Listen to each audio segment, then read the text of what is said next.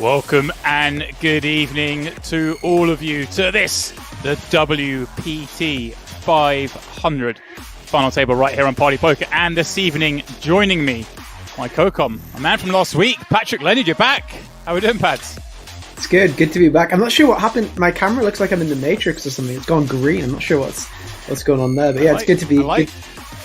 It's good to be back. It. Got a bit of mood lighting on you.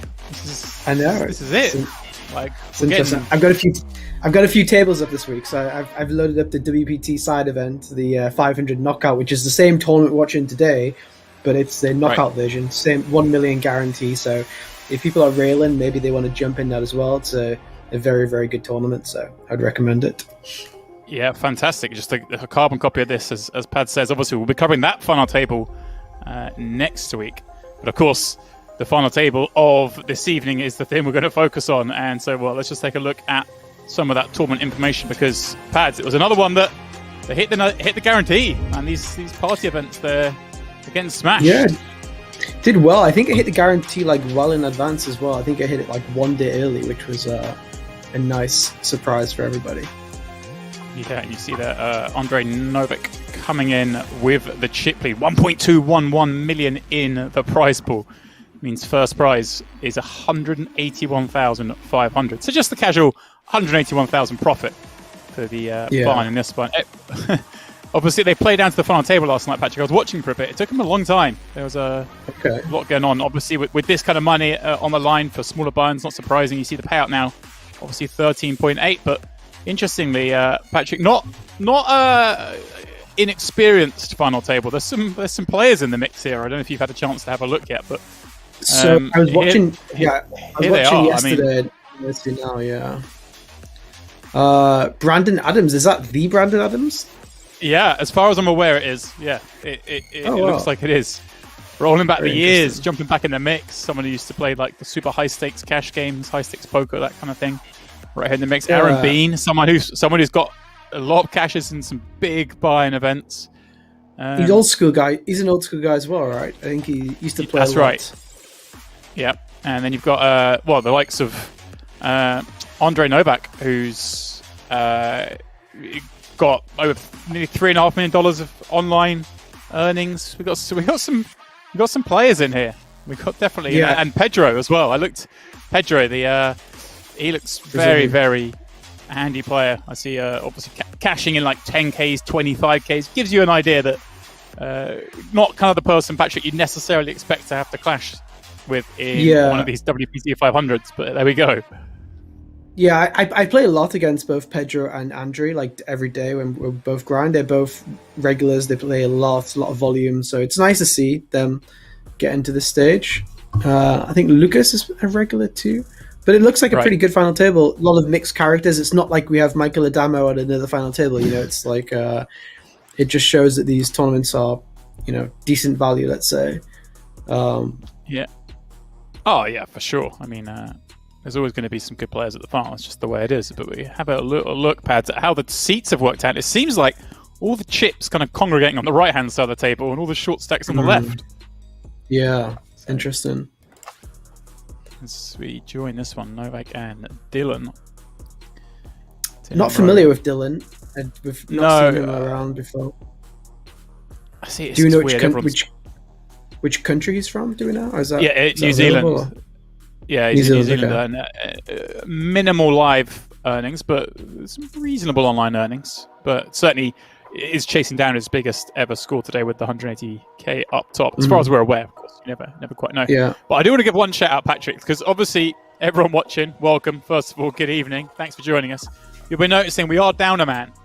Now, Henry, unfortunately, had a conflict. I think he couldn't possibly do tonight, but he did want me to say one thing, and that is that he was gutted specifically because Stoyan, you see in the bottom right there, Stoyan Kitanov, is like Henry's best friend from when they're about 13 years old. He's the guy who got Henry into the game, and he is gutted to miss out on the one time Stoyan's made it to one of our final tables and Henry's not here. So you Henry fans out there missing your man tonight, well, cheer on Stoyan for him, because he's certainly going to be tuning in, I imagine, and cheering on Stoyan with you.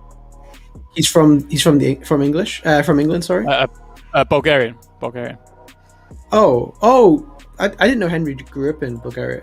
Yeah, I think Henry's a real globetrotter. He gets around that kid. Apparently so. But yeah, Stoyan. Quite an interesting spot straight away here. If Pedro, if he'll defend or not. Yeah, pretty tight fold. That may seem surprising for a lot of people folding, 10-8 to a min raise in the big blind. But he just doesn't really want to get into a situation where he loses, 25 million post flop and then he starts becoming the short stack. He wants to just maybe preserve his stack right now, see what happens. Do we have the payout? So next payout is 13,000. Okay. Yeah, and it's a good point. Obviously, we're joining it. It's 2.5, 5. You see there. So we got the 4 players on the left hand side of the screen. They're all sub 20 bigs. So interesting, like you say, as we see here, this one plays out because. Yeah, the payouts go, 13-8, 17-7, 22-29. Well, we may see a shove on the button here from Aaron, and Brandon will probably call with ace-10, I think, in this spot. He's just going to be dominating enough hands, like if he's shoving king-10, he's going to shove like ace-deuce.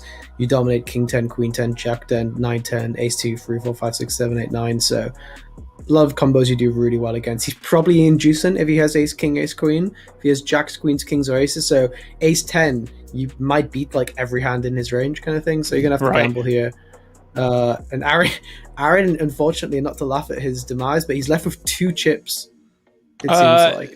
No, he's got more. Okay, he left 2 chips behind. Okay, that always gives me like a light heart when people leave 2 chips because with internet and all sorts of stuff. So, I'm with you. I think it's dangerous. Pat, you've been playing online long enough. Obviously, I've been playing online a little bit longer than you, but I still have that fear. These youngins these days, they never seem to have their internet drop. They're just not used to it. That was a great fear of mine. Like back in the day. Yeah, I see some of you guys in the chat.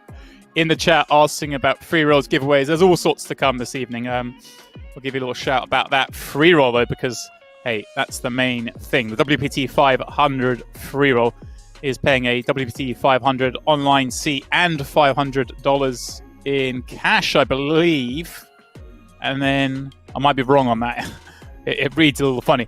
There's lots of money to be given away in this free roll. I'll clear that up in a second.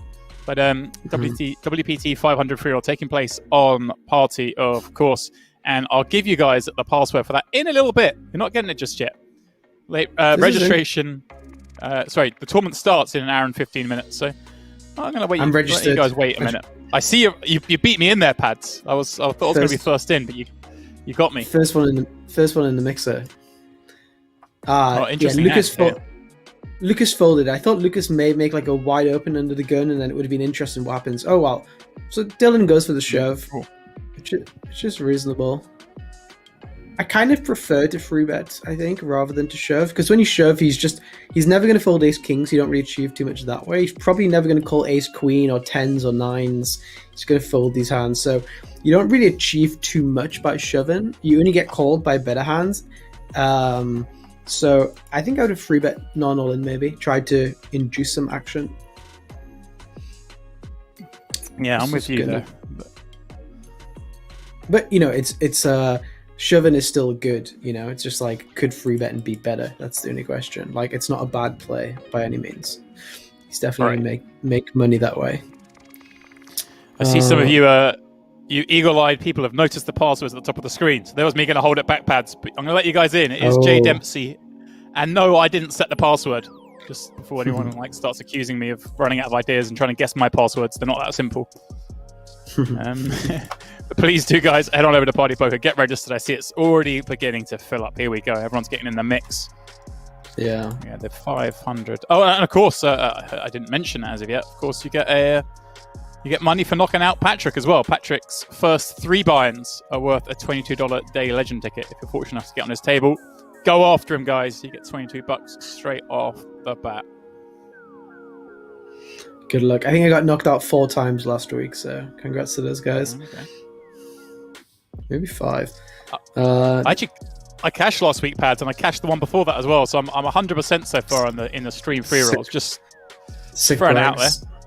Right. This is kind of an interesting spot. Usually you see people playing very passive when they're 2 chip leaders or big stacks, blind versus blind. So interesting to see him raise, and Stoyan will for sure call queen 10. I would be very surprised to see him fold.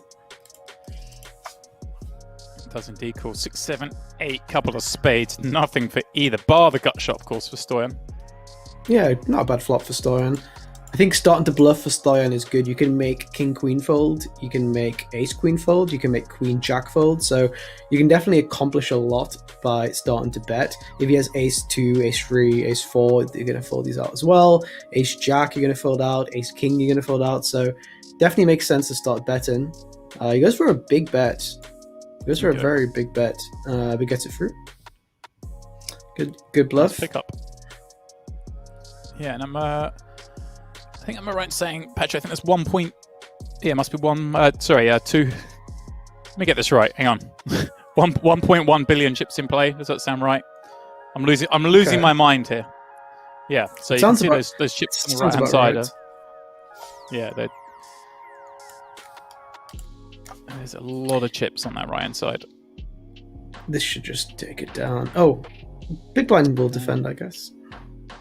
Dylan in the big with that jacket of clubs. Dominated. Oh, this is a really interesting board. So this is a board where you see some regulars using overbets on. So you may, in ICM it's slightly different, but you see people sometimes betting 1.5 times the pot here, like very large bets on this kind of board where the big blind can't have a straight. He goes for a smaller bet. Thought we could have maybe seen a big pot here. This also makes sense as well, though, right, Patrick? The small bet on this kind of board, you like? Yeah, it's fine. Well? Yeah. Well, you want to use a sizing. The what you're trying to do is make him fold king jack and queen jack and ace jack, whatever sizing you think that is, so that when you hit a jack on the turn, you have the nuts. So if you think it's this sizing, then sure. If you think it's a bigger sizing, then use that sizing. So in chips, like at the start of the tournament, you usually use a really large sizing because no one will fold king jack versus a small sizing. But in ICM, people will start to fold king jack already versus a small sizing. So just based on your player, you would choose your sizing based on that. Also for value as well, it all adds up together. But that's kind of the mechanic behind choosing the sizing, I think. Right, to knock I think out. he would have. Yeah, it's a good point to knock out those hands. I mean, that's a good thing to take away if you guys watching, listening. You see that sizing just knocks those hands out. So then what? If you spike that jack or you spike that 10, it's so much more powerful. Makes a lot of sense. Yeah, I think the term we use is cleaning our outs. So we make our outs clean on the turn. So like if we fold out the queen jack, king jack, when we hit our out, it's like a clean out rather than a dirty out. Like if you min bet, it's quite a dirty out because he's gonna dominate you a lot. But if you use a bigger size than he folds, then your outs are quote unquote clean. Is kind of how we see it, I think, which is interesting. This should be a shove here on the button from Dylan. All right, Aaron Big with blind. 5 blinds. Yeah, David with 15. There it is. Rips it in, and yeah, looking around. I mean, Aaron's so much shorter now, isn't he? But yeah, he has to gamble soon. Again, the pay jump for Aaron, especially like between 9th and 8th, is going to be so small. An established player, the payouts between 9th and 8th are always very small because you've just made the final table. So he can play basically non-ICM like chips. Like I would call Queen 8 suited there. yeah, he does have to give that one up. This is interesting. Yeah, a couple of ace 10s. We're going to get a really good eye into how Dylan plays. So when Andrew opens here, if Dylan has a hand which could free bet, but it could also fold, but it could also call. Like different categories of players will do one of the free decisions. So we're going to get a really good understanding of how Dylan is approaching pre-flop here versus what he does versus this open, I think.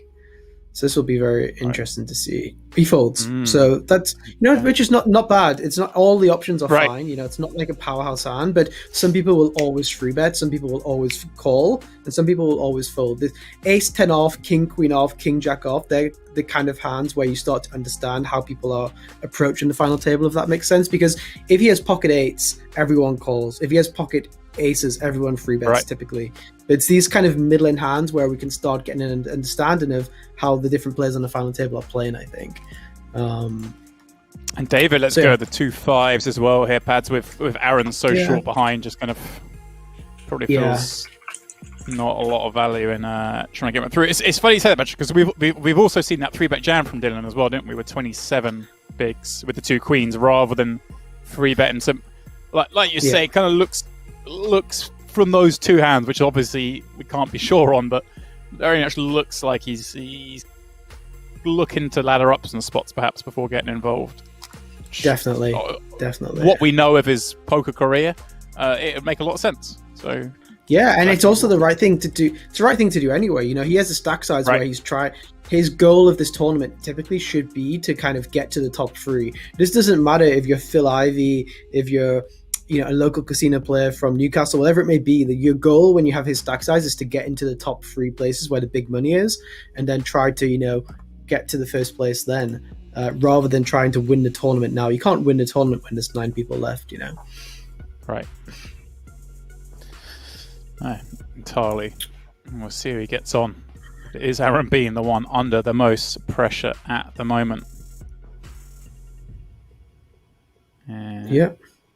Deividas in I think we haven't seen all in here. Right, yeah. I mean, I was going to say, the thing is with Queen Jack here is when you open, Aaron's going to fold a lot, but if you fold, Aaron's going to shove here so wide, and the big blind has to call because it's free big blind. So this is the kind of spot where you make very little money by raising, but you make more money by folding because Aaron's going to shove and the big blind's going to call. Like if Aaron has 10-8 suited, he's going to shove. If he has king 5 suited, he's going to shove. If he has ace deuce, he's going to shove. So he's going to shove like 35% of the time, and one of the guys behind is going to call, like at least 50% of the time. So David maybe cost himself a pay jump here. Ace 9 would have taken out ace 2 and he would have had the pay jump. So sometimes it can be tempting to, steal and try to make your first move at the final table, but just being patient and allowing someone else to lose instead of you winning is actually winning in itself, Yeah, I mean it's a fantastic point, Pads, that you've made before on this very stream. I remember talking about exactly that. Folding, letting maybe the small blind jam into the big blind. You got a chance of them busting. It's just another way. You've got to think about poker, guys, when you're playing these tournaments. And it's just another example of why it's so great to have Pads in here with us as we watch these guys battle out for 6 figures. But in this case, he flops top pair. Just C-bet wins the pot, so it's all good. But like you say, Pads, I mean, he hasn't changed his position that much, and Aaron, would probably be out if he'd folded. I think he hasn't changed. Yeah, he's covered Pedro by a little bit now, but yeah, like you said, even if you win the pot, take it down, your EV or the EV of your stack hasn't really increased that much at all. Yeah. I guess this is interesting. What Pedro does, yeah. I'm guessing he folds, but I think from playing with Brandon a little bit, I feel like he's quite active. I feel like he's the guy who may play the ace-10. He's always been that sticky player. He folds this time, which is interesting. I feel like Brandon is, if it is the same Brandon Adams, I think he is the kind of guy who isn't afraid to mix it up and to be active when he needs to be. And Andrei peels the big 8-10, flops a gut shot, but Stoyan with top pair. Interesting spots here. I think if Andrii had a diamond, he would check raise. This is a nice sizing because this sizing already makes a hand like 10-8 kind of awkward, I think, when there's more gut shots out there. Yeah, so with that bigger sizing, you get a gut shot to fold, which is a pretty big win, not necessarily with your hand, but if you're betting a hand, say like ace-queen, if you can make 10-8 fold there, that's a pretty big win, So, yeah, very nice bet size from Stoyan. Maybe Henry's been in the lab with him for a bit of preparation before the day started. Running some sims. Queen 10. This is an interesting spot when there's a free big blind stack behind. We may see a limp here. We may see a shove. We may see a raise. Again, this is something which could go any way apart from fold with a free big blind stack behind. Because like you just... Oh, wow, he did fold. He did fold. Okay. Which is interesting.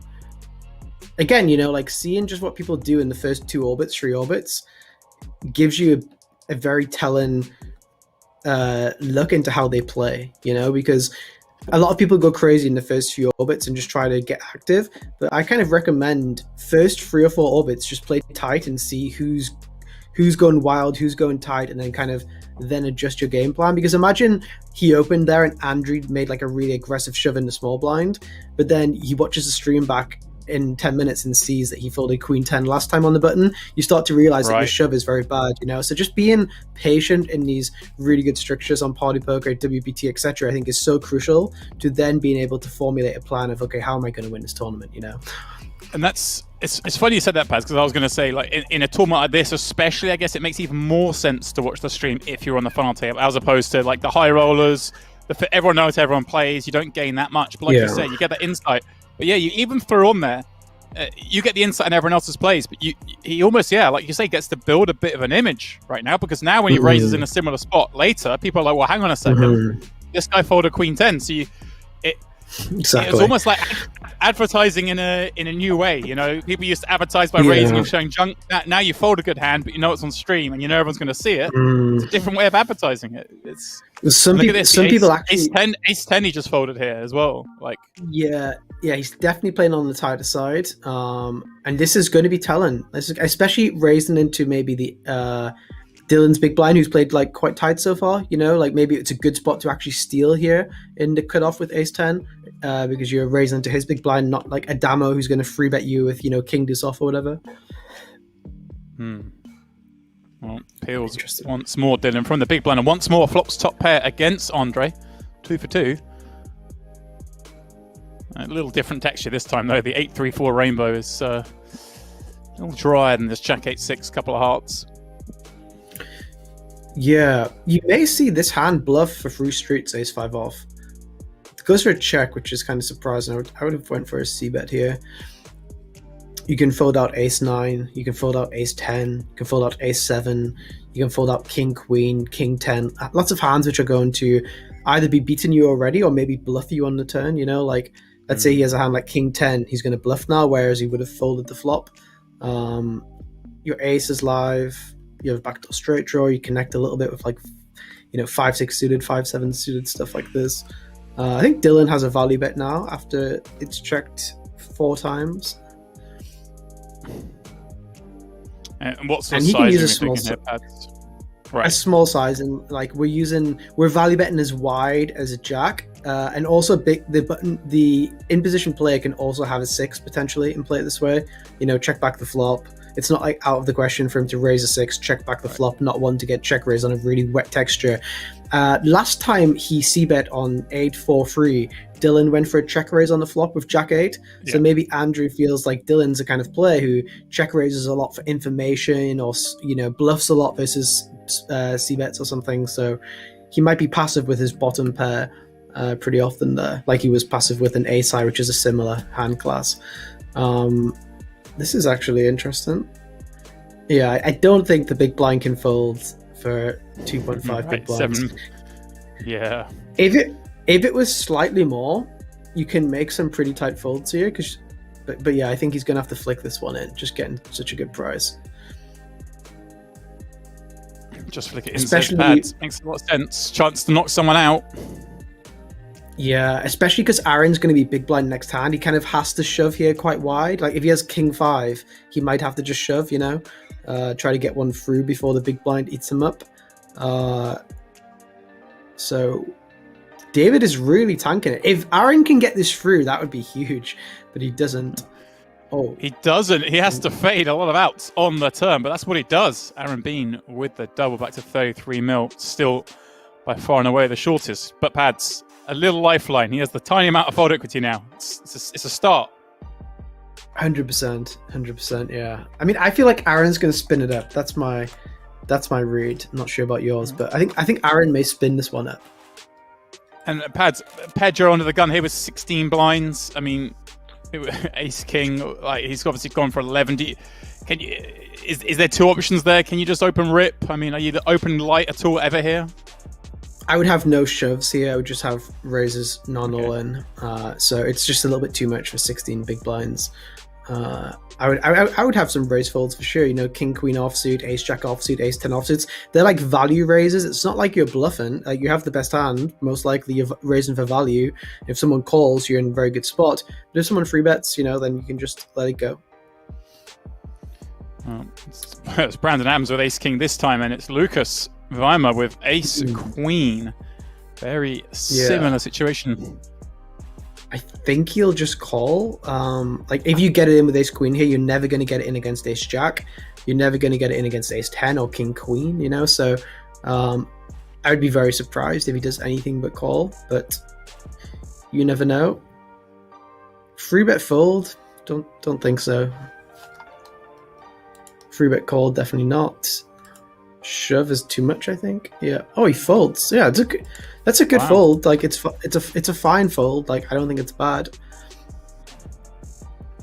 I would probably have called and gone post flop in position. I'm amazed, Pat. I mean. So typically in all the sims which people can buy and the websites coach off and stuff, they kind of advocate like basically no call-in in ICM kind of spots, or like very little call-in. So you just play free bet or fold essentially in lots of spots, and people take this to the extreme a lot and just decide on final tables to never have a free bet range. But if they're not going to have a free bet range, then having bluffs under the gun like king queen or king jack, whatever, is quite good, right? Like in the last spot with Pedro, because if people are going to just fold these queen opens, then it's a pretty big win. So I mean, I don't believe in those sims. I think there's a lot of faults behind them, like from some of the different tools. But right now, the current meta in tournaments is essentially to follow these sims very, very similar, and to not have much flat calling ranges on final tables. But yeah, the basic premise is that if you have a flat call and someone behind shoves, you basically can't call off with anything anyway. So if you start having a call-in range, people can just shove really wide on you behind and punish you for having this call-in range. But in reality, like, it doesn't happen. Right. Yeah. Yeah, people are on that brave, it turns out. A lot of money on the line. And also people, if you're flat calling too wide pre-flop, then they can go crazy against you post-flop and just like put you into the cage and all that kind of stuff. And there's too much risk of you busting. But with ace queen, it's just a hand which plays really well in my opinion. But yeah. Maybe I get too attached. I'm with you. I see some of you guys in the chat having a little struggle. The free roll is called the WPT500 free roll. Hopefully that will help you find it a little bit easier to stumble across. They're on Party. The password's at the top of the screen there, J Dempsey. Please do get in the mix. It starts in 55 minutes. Myself and Pads are in there. Pads has got a $22 bounty on his head 3 times, guys. He's going to fire some bullets at this bad boy. And of course, first prize is a WPT 500C. And then there's $500 in cash being paid out for the rest of you. The rest of the unlucky lot. Pads, the ones who cash but don't quite get there. Yeah, some hands here, Pads. Talk to us. I mean, there's a lot of stuff going on here. I think Aaron has to fold because he has no fold equity, and Stoyan won't have underpairs. I think Pedro probably has to fold for similar reasons, and Andrii, I think, will call. It's like it feels like there's loads of good hands, but then everyone ends up just having to play them really passively. Ace-9 may go for a shove.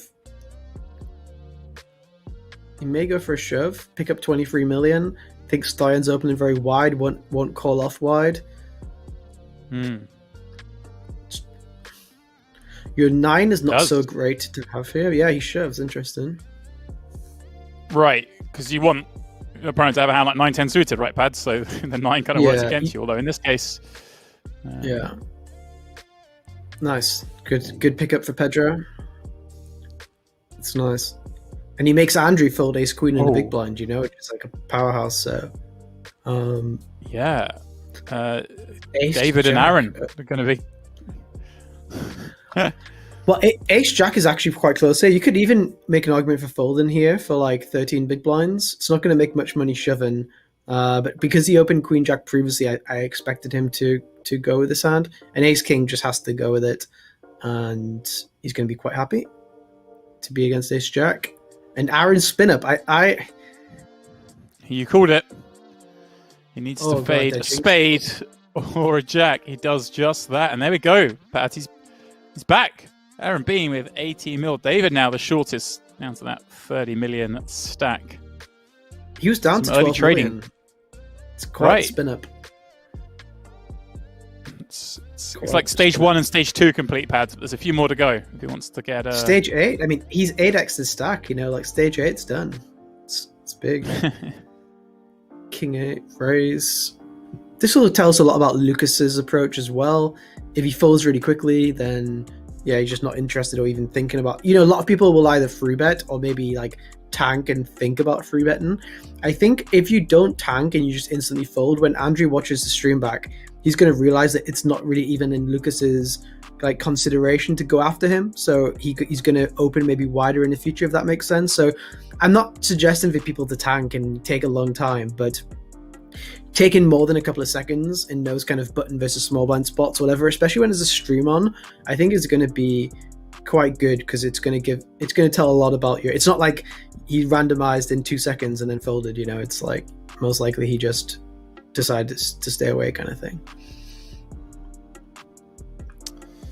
Yeah, no shortage of interesting hands so far. Yeah, it does. Again, wow, these guys, there's some laddering interest, guys. Some laddering interest. There is, but there's also like winning the tournament interest too, right? Like, right. You have to get all the chips if you want to win it. Is part of that you sleep on it, you come in the next day to a final table, you have a lot of time to think about it. Do you think sometimes people get a little too caught up in laddering? Yeah, but if everyone else thinks about the same thing, then it's good to be the opposite. Do you know what I mean? Like if that's everyone's approach, then maybe be the opposite, you know? Yeah, for sure. You would have flopped the top 2 here, results orientated. Yeah, but then that flush draw for Andrii, more than enough to make the slightly better hand of Dylan fold. Brandon has a really good podcast, by the way, if people haven't watched it. It's a lot about finance and investing, and he has a few good guests, like Tom Dwan is a guest. There's a few other really top guests, so we definitely recommend checking that out if you're interested in finance and poker. There we go. That does sound interesting. Yeah, he makes me feel very dumb, though, which is one bad thing. I mean, was it? I'm trying to remember, like... wasn't he like teaching at Harvard or something? Like not going to Harvard, but teaching at Harvard. I mean, he was a game. I think he was a game theory. I think it was a game theory lecturer at Harvard, which is was it Harvard? Was it Harvard? Yeah. I think so. Yeah. But yeah, I mean that's up there, right? Yeah, he's a legend, and he's been around for a long time. Brandon Adams, like. He was playing Poker After Dark with Full Tilt badge like 15 years ago, I guess, so he's been around. He also plays very high stakes. Like he plays 100Ks and 50Ks and 25Ks, and he battles at the highest stakes. Like when Poker Masters was on Party Poker, like I guess 6 months ago, he was playing these tournaments. He's active. Wow. Okay. Oh, wow. David makes a stand with King 8. And wow, turns the 8. River repeats the 4. Dylan sends him to the rail. Pads, he drew a line. He had enough. Yeah. He was a short stack, so he had to go quite wide. But yeah, I mean, nice for Dylan. Dylan second in chips now. I just feel like for some reason that Dylan's going to be around like the later stages. That's my just something. I'm not sure it's because he's at the bottom of the screen where you normally, like that's your normal seat. So I just feel like I'm drawn to him. I'm somehow drawn to Dylan for some reason. I mean, he's got a good stack here, Pads, and he's got a great seat, isn't he? He's got the 3 biggest stacks is right, and Andrei's the one who's been the most active so far, although we've seen has had plenty of hands. But he's got to feel good about being in that spot. It does 100%. Bode well. Deividas has some close spots. Now 7s under the gun with 12 and a half, 13 blinds. Yeah, I'm almost certain if he folds Ace Queen 10 suited on the button, I'm almost certain he'll fold 7s under the gun. Yeah, Ace 5 open. Maybe does Dylan move up the gears here? Maybe find a free bet. Not a bad spot. You can put big pressure onto Lukas here. Lukas doesn't want to play a big pot now. Doesn't take it. This is this kind of spot you'll see people like Andris Nemeth, Adamo. These guys would free bet this hand 100% of the time. And it's fine to fold. It's just understanding more about how the player plays every time they get into these kind of spots. Pedro with the butchers on the button. Deividas with Ace-9 suited in the big, but it is Stoyan going to jump on it, Pat. Again, similar sort of thing. Yeah, he's going to save Deividas. Especially when there's those 4 stacks. There's so much chances of... Pedro just flattened him this time. I think Deividas will just... I think he'll just flat call here, Ace-9. It looks quite scary for Pedro to flat call there. I think he'll just call suited hand, see a flop. I don't think he'll fold, surely. Yeah. Well, he does call. He flops second pair, backdoor spades, whilst Pedro has killed the board with top set. And a board pass that Stoyan's not really going to follow up on, is he, with the King 9-7 there against the in-position peel. It feels like Pedro has King Queen suited to like the players, so when it's King High board, he's going to just play very passive. It's kind of interesting for Pedro if he checks or bets. There's a lot of hands which can call like Queen Jacks and stuff. This is actually quite an action turn card because not only does Stoyan pick up a straight draw, but he also has the Ace of Diamonds, so he can make Pedro fold like Ace Queen, Ace Jack, Ace 10 because he blocks him having the diamond combos of those. So I think Ace-8 will bet the turn here for sure. I don't see how he could ever raise pre-flop and then check this turn. So I imagine we're going to see a bet from him. And then shove on Diamond Rivers, probably. Oh, he checks, which... Oh. Yeah, I'm not sure if his plan is to check call. Your hand's a little bit too weak to check call and a little bit too strong to check fold. So it's like, when that's usually the case, you just usually bet for that reason. I don't think Pedro's going to allow this to check twice. Right, so I was going to say, is that check going to cost Deividas here? Because will he have to continue now with the nut 9 after Stoyan checks twice? Maybe. I mean, it's a messed up spot, that's for sure. I don't think Pedro will check. His hand's just gonna bet. He doesn't Right. want a 4 straight to come. Very, very ugly spot for Deividas. I guess he's gonna fold. His hand just can't really improve. I think he will fold. And then for Stoyan, it's also very interesting with a straight draw. Like, you beat Queen Jack, you beat Queen 10, you beat Jack 10, all of which are going to be betting the turn here. You block aces, which is like something. You block the ace-x of diamonds. Will he go for a shove? I'm not sure what his plan is here. It's very intriguing. It's very intriguing. Every option sucks, right? Once you get to this point. Yeah, I'm with you, Pat. I'm kind of all the reasons you said kind of lean towards the bet on the turn with the ace of diamonds. He's agonizing here. We can see though, right? Like, this is a real tank. After you take this long and call, it feels quite weak as well. You feel like, oh god, he's going to bluff Queen Jack. Oh, he does go for the call. Brick on the end. Yeah, that's the worry now, right? That means the call here. Yeah. Fake tank on the river. Shut down. The tank on the river is dying for him to check back. He's like, I'm going to tank and hopefully he gives up Queen Jack. Is he going to lead the river here? No, okay. He took a long time.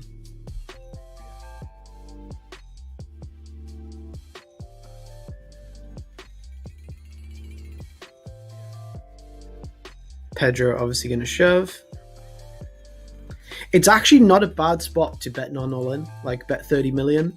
With a hand like Queen Jack or Queen 10, you can make him fold, like ace-x of diamonds or ace 10 or whatever it may be for a cheaper price.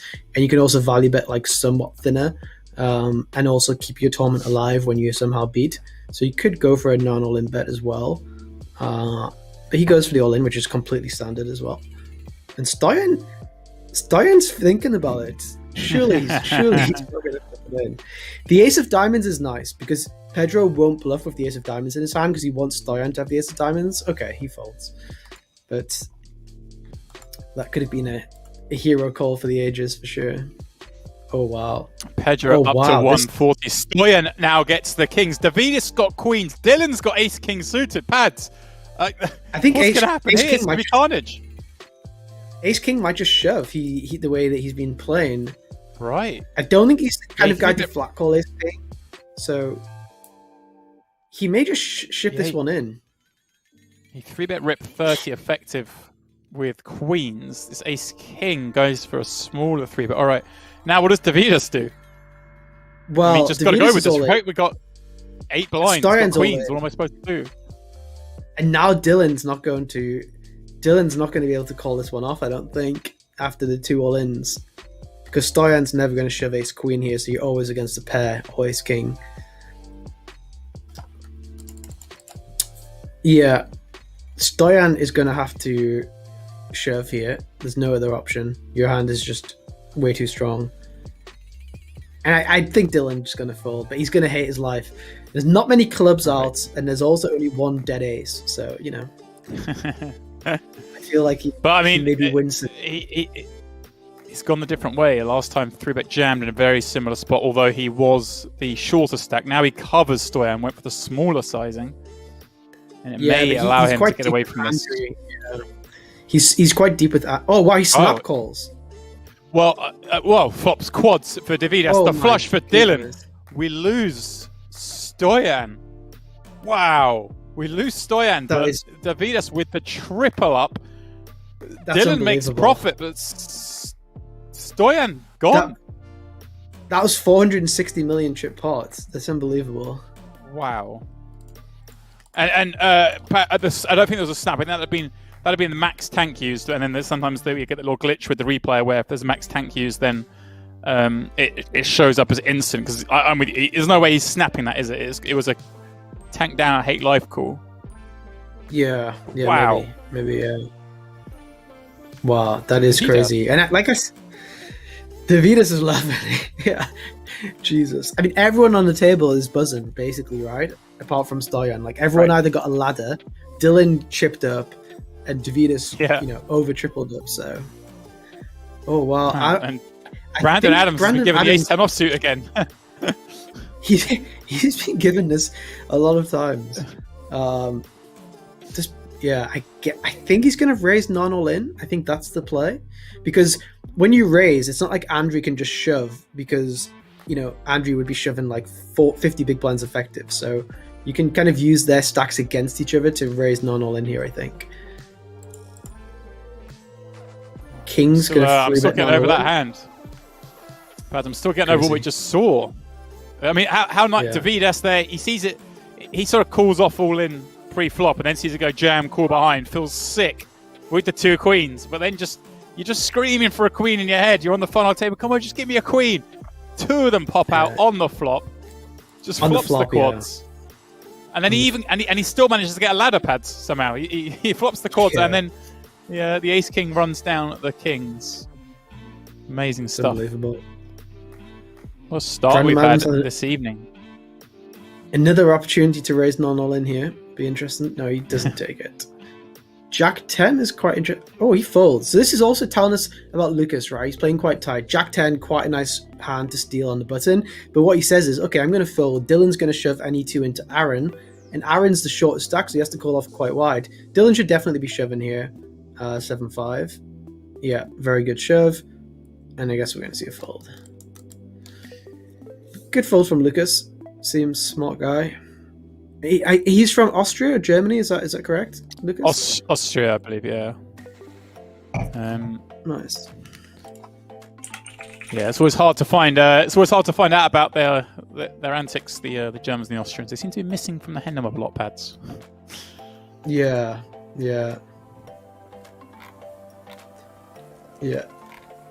Comes Lukas again with ace-7 of clubs. Pedro in the big king-10 offsuit will surely defend this. Guys, if you're enjoying watching this final table, this is the WPT500, of course, and we are joined by the legend that is Patrick Leonard.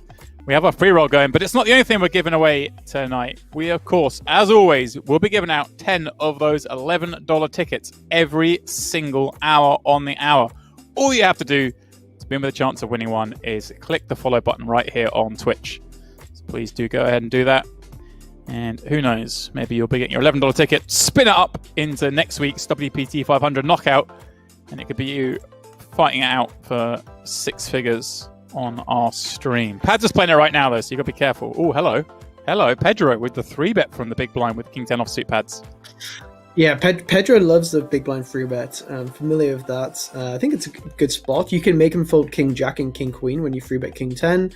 You block 10s, which will go, Ace King, which will go. If you do get called by Ace Queen, you have OK equity. This is nice. I like it. Oh, wow. Whoa. Big shove by... Yeah, very, very, very self-aware. Wow. Very, very nice to see.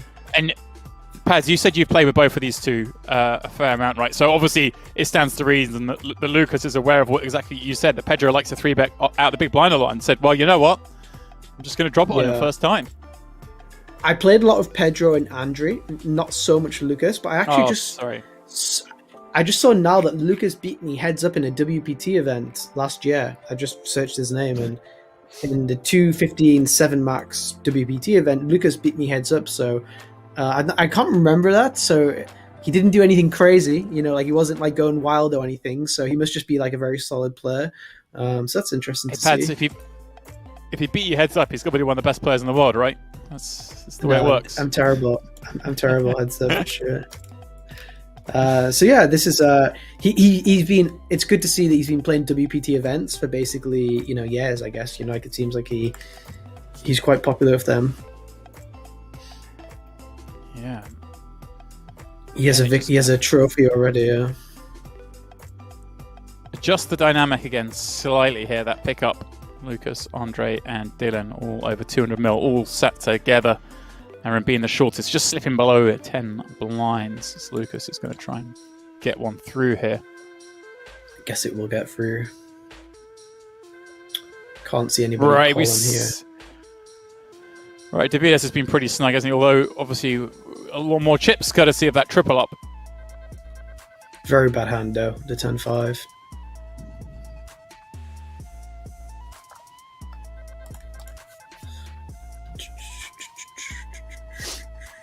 Guys, the free roll is kicking off in 36 minutes. Wow. Time. Please do head on over to Party Poker.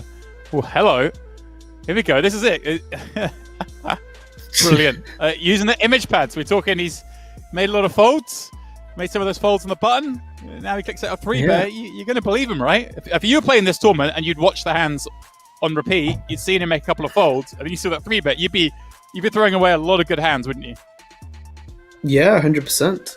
100%. Kind of an interesting choice, 10-5, you know, like no blocker or anything. I think maybe in his mind is that Lukas just 4-bet shoved last hand against Pedro. Right. Is he really going to 4-bet shove again? Do you know what I mean? It's like using that to his advantage. Because ace-3 is also a good hand to shove, you know? Yeah. Very intriguing. Nice play. Nice play, Deividas. 100%. I'm thinking that probably if they're watching the stream back, he probably just folded Queen 10 like 30 minutes ago, so that's probably like happening at the same time. Yeah. Weird dynamic. Fold the Queen 10, folded the 7s. Yeah. But I mean, and it's ladded up a couple of spots now. We're guaranteed 22k.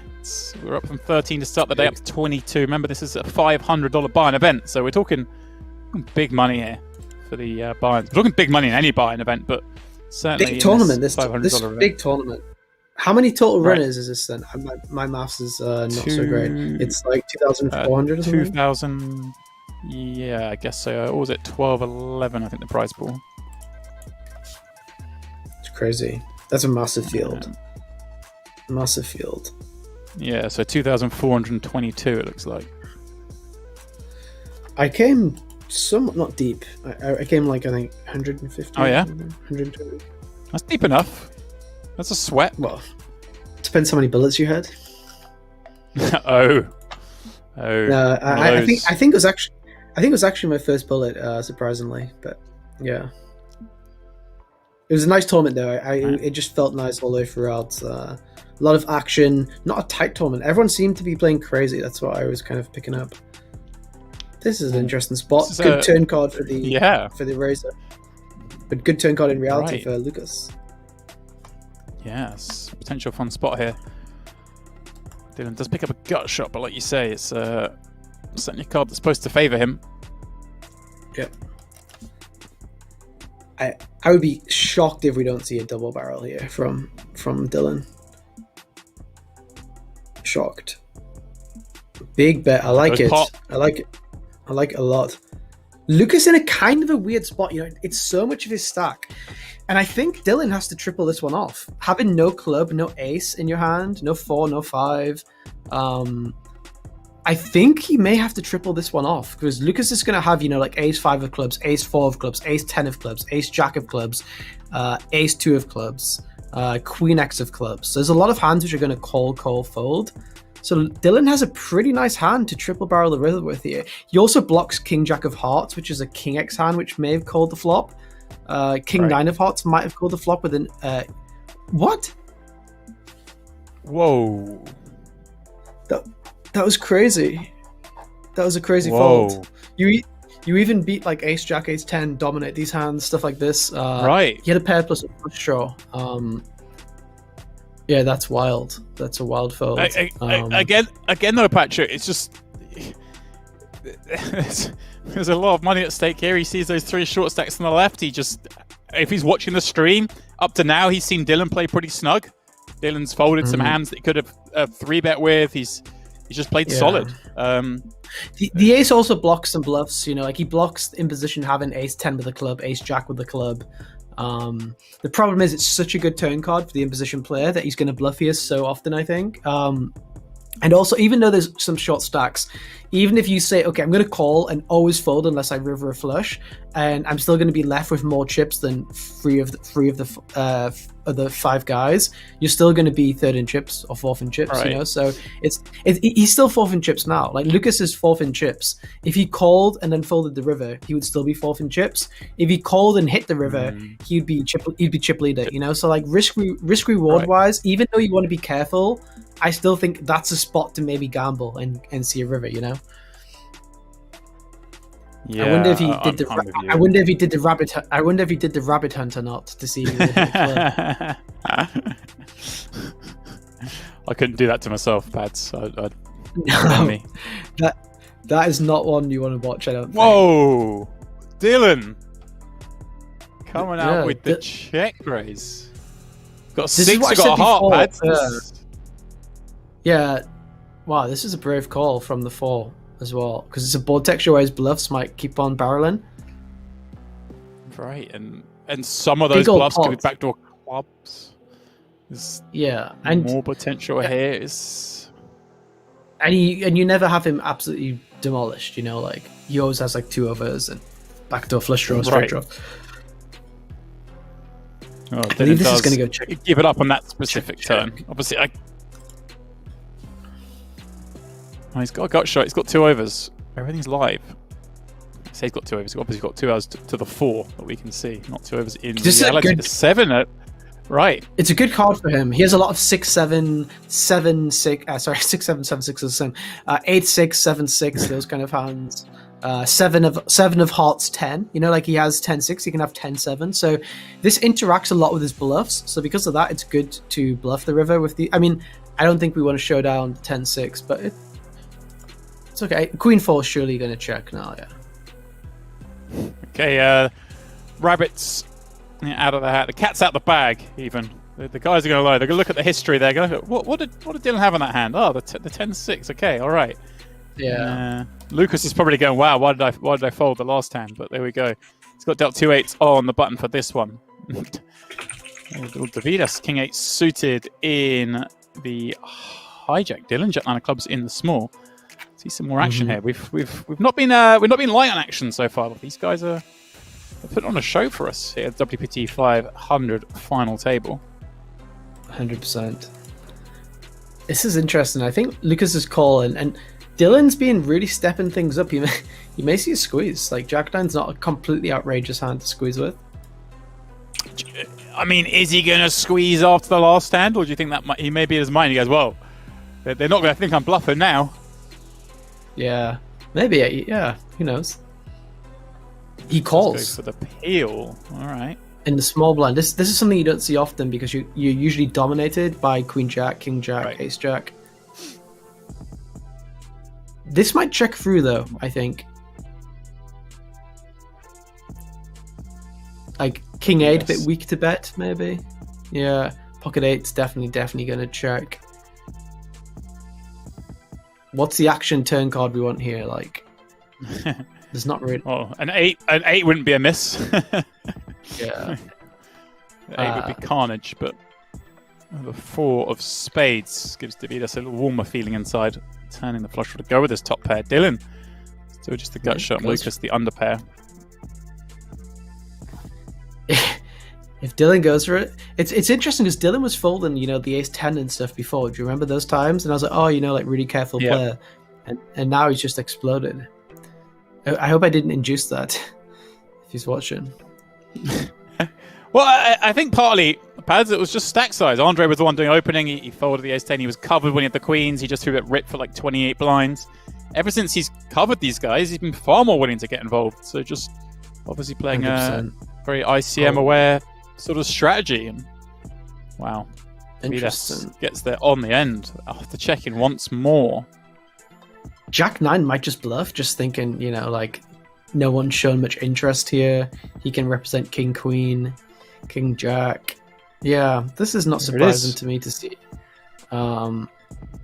Very interesting. I think Deividas just call though. Like raising would definitely be too thin. You're going to run into ace x of spades too much.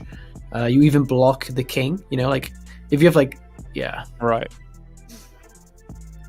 Right, if it was a queen high board, say, and you had king 8 of spades, then you'd be more in favour of the raise. But when you're blocking the top pair, it makes a lot more sense just to call. Is that what you're saying? Yeah, because what's going to call you? You're blocking the top pair value bets kind of thing. Yeah, Deividas, what a spin up this has been. It was sub 10 blinds, sat there with queens against kings and ace king. Next thing you know, got quarter of Billy, one of the chip leaders. It makes this game so much fun and so much pain at the same time. Stoyan's saying this game's not so much fun at the moment. Got it in thinking he's going to have a 400 million stack instead to make do with 8th place. Yeah. Guys, passwords at the top there. Jay Dempsey, head on over to party. Free roll is called WPT500 free roll because, well, it's WPT500 seat up for grabs up top and 500 in cash for the remaining finishers.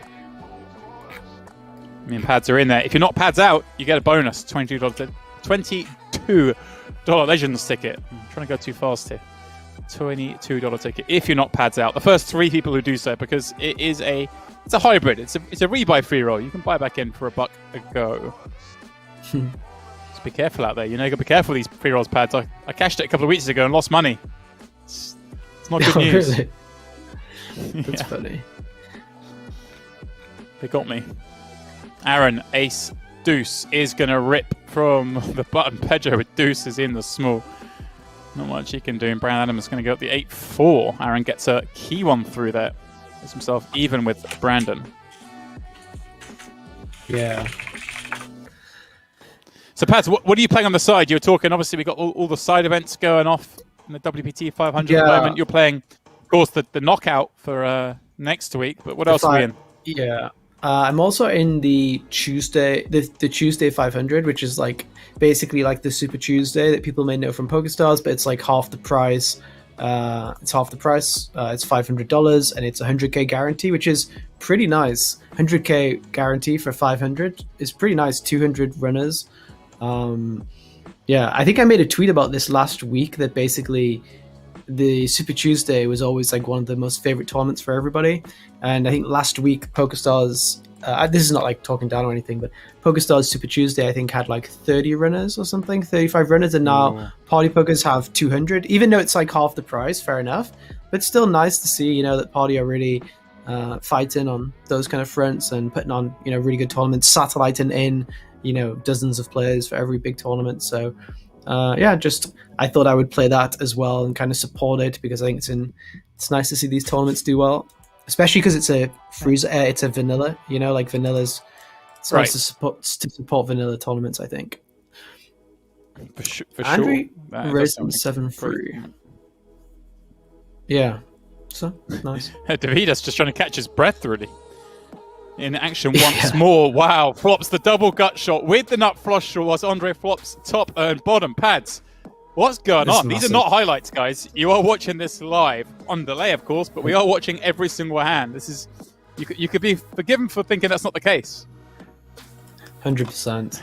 I think we're just going to see a call here, I would imagine. Right. Doesn't mean because he doesn't want something on this board having limp called, right? He doesn't want to get it in, and he doesn't mind if Andrii keeps bluffing, or it's not like you can make Andrii fold pocket eights or anything. This is a massive turn. Wow. I think we're going to see Andrii using a big bet size here too. Yeah, because he unblocks all those potential straight draws, right? Doesn't have any spades. It's gonna be a huge pot, Pat. Yeah, he may use a small sizing because his range may want to bet small to just put pressure on like ace highs and queen highs, which miss the turn. Like you can bet small to make queen jack of diamonds fold, but you can also just bet your hand and be greedy. And it seems like he's going to do the latter. And this is a 6-spot. We saw Lukas fold in a similar-ish spot before, but I don't think Deividas will fold. Surely, such a powerhouse. Double gut shot, nut flush draw continues, pricks the river. Wouldn't you know? How grim does that feel? See the queen of clubs roll off. Is this too thin to shove? I don't think so, right? Like, surely it's a value shove. He covers, right? When you cover, I think you've got to be shoving it, surely, Patrick. I mean, I know what you mean. You're worried you've run into, I don't know, King 7 or I don't know what. Yeah, how many King 7s? Maybe like limp call pre-flop. There's only one left, right? Yeah, maybe King 6 folds something, you know, like on the river. Who knows? But yeah, I mean, I was just curious to see if you would definitely shove. But I think he'll shove. I mean, it just when you raise 7-3 pre and steal, and then you flop 2 pair, your hand just feels invincible, you know. Okay. But he definitely doesn't want the snap call. You know, it's like you don't want him to just call quickly. That's something you don't want to happen. All right, he shoves. We're surely going to see the fold, and yeah. Well, yeah. I know. I say surely. He does beat some hands, but I don't think we're going to see him. And it's like, how wide is that one? The question is like, how wide is Andrii shoving on the river? Like, is he shoving? Some more interesting hands here, Pads. We've got Dylan with the aces, Deividas with the sixes on the button, Andrii fives in the small, Lukas king 10 suit in the big blind. Are we going to go 4-way? I think we will. I think the button will call always. Like, folding would be too tight against Dylan as well. And I think Andrii has to call the small blind then. And then I think Lukas could shove the big blind, but that would be a pretty good play with lots of dead money. But let's see. Oh, he folds. Wow. Taking a break, Pads. He needed a break, I think. He's been involved. Not a bad decision. Just lost a huge pot. Make sure mentally you're okay for the next hand.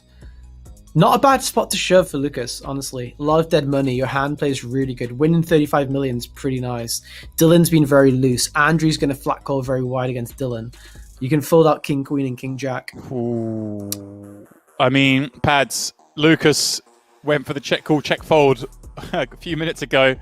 Now he's going to be facing the same action again, you would imagine, bar some funky turn cards. 100%. Dylan's got his man here.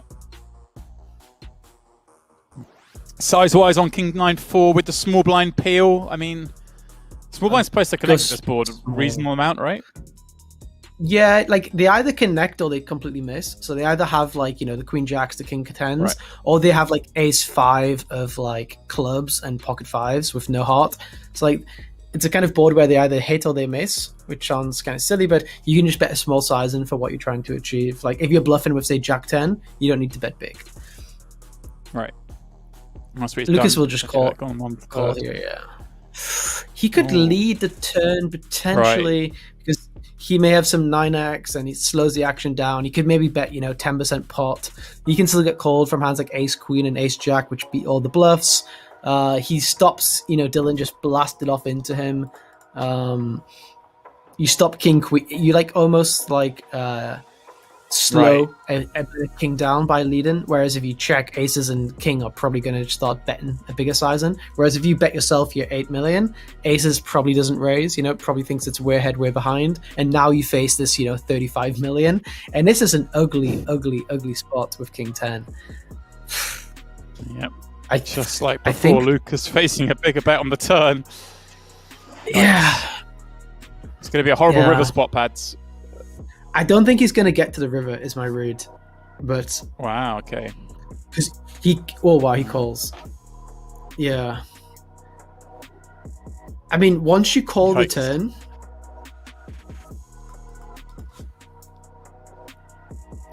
this is going to be grim. Last time he folded the turn, this time he's going to have to fold the river. This time he's behind. Again, for Dylan, it's somewhat close, it's somewhat close for sure, because if he folds, let's say King 10 versus a shove, then how good is he even shoving aces, but it's a double paired board, I'm not super surprised. I'm not super surprised to see him check back. The 9's pretty reasonable, isn't it? It's very reasonable. Lukas has peel with a 9, hit it, check called flop, but obviously then just check called turn. The 4 not as relevant, you would assume. I mean, I'm assuming he's folding a 4 nearly all the time on the turn, but it seems like Dylan used a really big turn size in to basically check back the river. He was like, okay, I want to make, instead of betting 10 million on the turn and then 50 million on the river, I'm just going to bet 35 million now and then check back. It stops the big blind from bluffing me. It stops anything crazy like that happening. And I'm happy my hand is worth 35 million. That's kind of how I think he's approached that spot, which is not unreasonable, I can see merits behind that. Well, what else is going on? The blinds have gone up, Pads, and these 3 short stacks, look at this, 10 bigs and below, and they just sing action every hand, Patrick. You're like, okay, well, something could happen. If Lukas raises normal in here, we might see a shove from Dylan.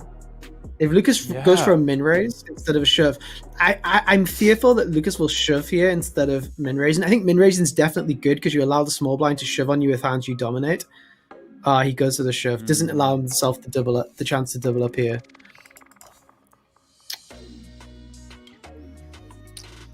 Yeah, I think min raising is nice here, but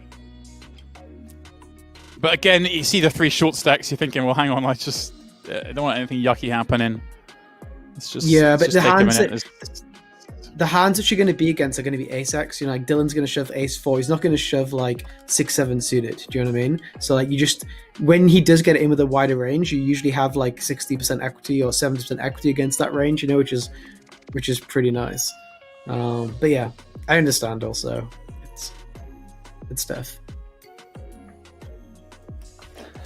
And I guess he's going to shove again. Ace check offsuit here. Very similar spot. There's two of the stacks have less than 10 big blinds, so it's not like he's shoving, 20 big blinds here effective. It's only there's two stacks who have short stack. Yeah, give himself a chance to get away. Right, but once he just gets it through, and these 3 short stacks all going through the blinds together, all getting even shorter. Pedro, king queen in the small, looks to be the one that may just win this pot. Pads. I'm going to give this one to him. And that's huge if he picks up. Aaron might shove, thinking that he needs to get something through. These 2 stacks don't want to call him off wide. He's not getting many chances to raise because Dylan and Lukas are in front of him playing very aggressively. It's kind of a spot where he can maybe take like a bad spot because of the future game. But yeah, folding's obviously reasonable. It's sometimes nice to take minus EV spots, as weird as that sounds, because in the future you're not going to get any plus EV spots, so you're just going to blind out. And he's the short stack, Aaron, right? He's the shortest stack. Like if he can't outweight Brandon, like he's going to pay the blinds before him. Right. So. And the next payout's not that big. Like it's 22k, but first place is 180k. So.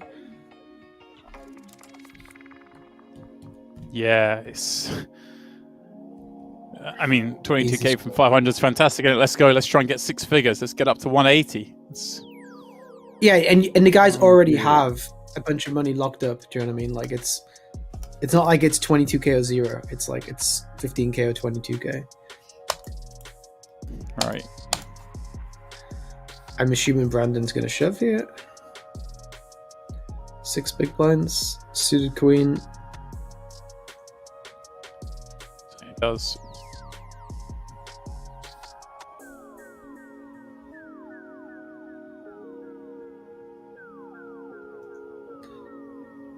I know this is going to sound ridiculous, right? But from my history playing real name tournaments, people who have 3 names like Dylan, Glen, Rowe displayed as their name, they always play really aggressively. Like I'm not sure what it is about it, but I've noticed a trend that people who are proudly displaying their full triple barrel name also triple barrel post flop as well a lot. It's weird. I know you're going to say.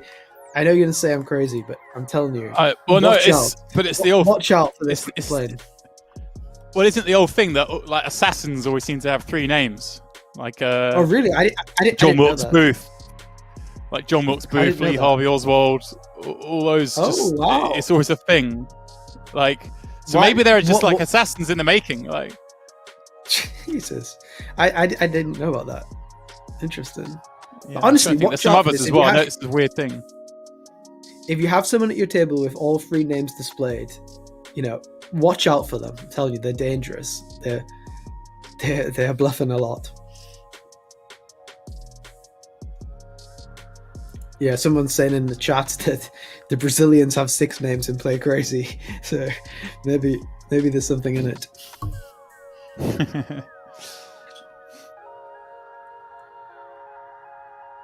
Here we go, guys. In the chat, give me some 3 name like assassins or lone shooters. Like get them in there. Oh, hello. Brandon Adams gets the aces. It's going to pop it up. Deividas. It's going to give him a spins. Wow, 9s and 10s behind for Novak. This is crazy. See here, wow, he just calls. More carnage. Just calls. This is messed up. Like, what to do with 10s here? Because you want to be aggressive, but like, you think they're trapping. You don't know what's going on. Like, right. It's not. Okay. He does the. I don't really know actually what this raise accomplishes because you can't really fold, can we, if we get jammed on? If Dylan goes all in, you can get away. Oh, if Dylan okay. Dylan has Jacks plus whatever. Well, he flops a 10. Brandon Adams, patient as you like. The boot's no good. Was in for a 150 mil pot, but is out. Yeah. 7th place. Yikes. That was almost Andrii Novak over the half a Brandon. billion. Right. Yeah, it was almost. But you know what I think would have happened if he shoved? I think if Brandon shoved, Deividas would have reshoved, and then Andrii would have folded 10s, and Brandon's aces would have beaten 9s. So even though it worked out nicely that he got almost a triple up, he actually, serendipity-wise, he would have probably still been in the tournament, which is pretty messed up. That's just the bizarre levels of luck pads in poker, right? Just little things like that, like you say. Like if you don't even think about it, you just think, oh, I got aces. But you're right. Like Deividas just rips, he probably doubles up. I mean, if Brandon's too smart to worry about this kind of stuff, but this is the kind of stuff where someone with a simple mind like myself, if I'm in bed before I sleep, I'm like, I wish I just shoved. You know, I wish I just shoved here. Brilliant. Aaron shoves blind on blind. Deividas back down. Deividas spun it up to 250 mil, right? And now it's back down to about 100 mil. But is the sort of biggest of the third place of the four shorter stacks? I might see a big shove here. Oh, 6-4 could maybe shove any 2 cards here because all 3 guys have to call off tight. It could definitely be tempting, especially the guys are playing quite tight. King 5, very easy shove. Yeah, the 6-4 get through, guys. We've got 10 minutes until the free roll starts. Head on over to Party Poker. It's called the WPT500 free roll. Password is Dempsey because I'm an egomaniac. Pads has got a $22 bounty on his head. The first 3 people to knock him out will get that Legends ticket. First prize, a WPT 500 seat, and there's 500 in cash played out to the remaining players. As we do see a jam here from Aaron now. Deividas, King Jack suited, Pads in the small. Just fold in, yeah. It's kind of how you want to be the one shoving yourself rather than calling off. All right. King 9. These are spots are always interesting, like 12 big blinds, because you don't really want to fold. It's too much to shove. You don't really want to raise fold. You definitely want to raise calls. It's like every option sucks, you know. You're the shortest stack. He goes for the shove, which is quite a big shove, but could be fine. Straight into this ace queen of Lukas. Ace queen cannot fold here, that's for sure. Right. King 9 very live.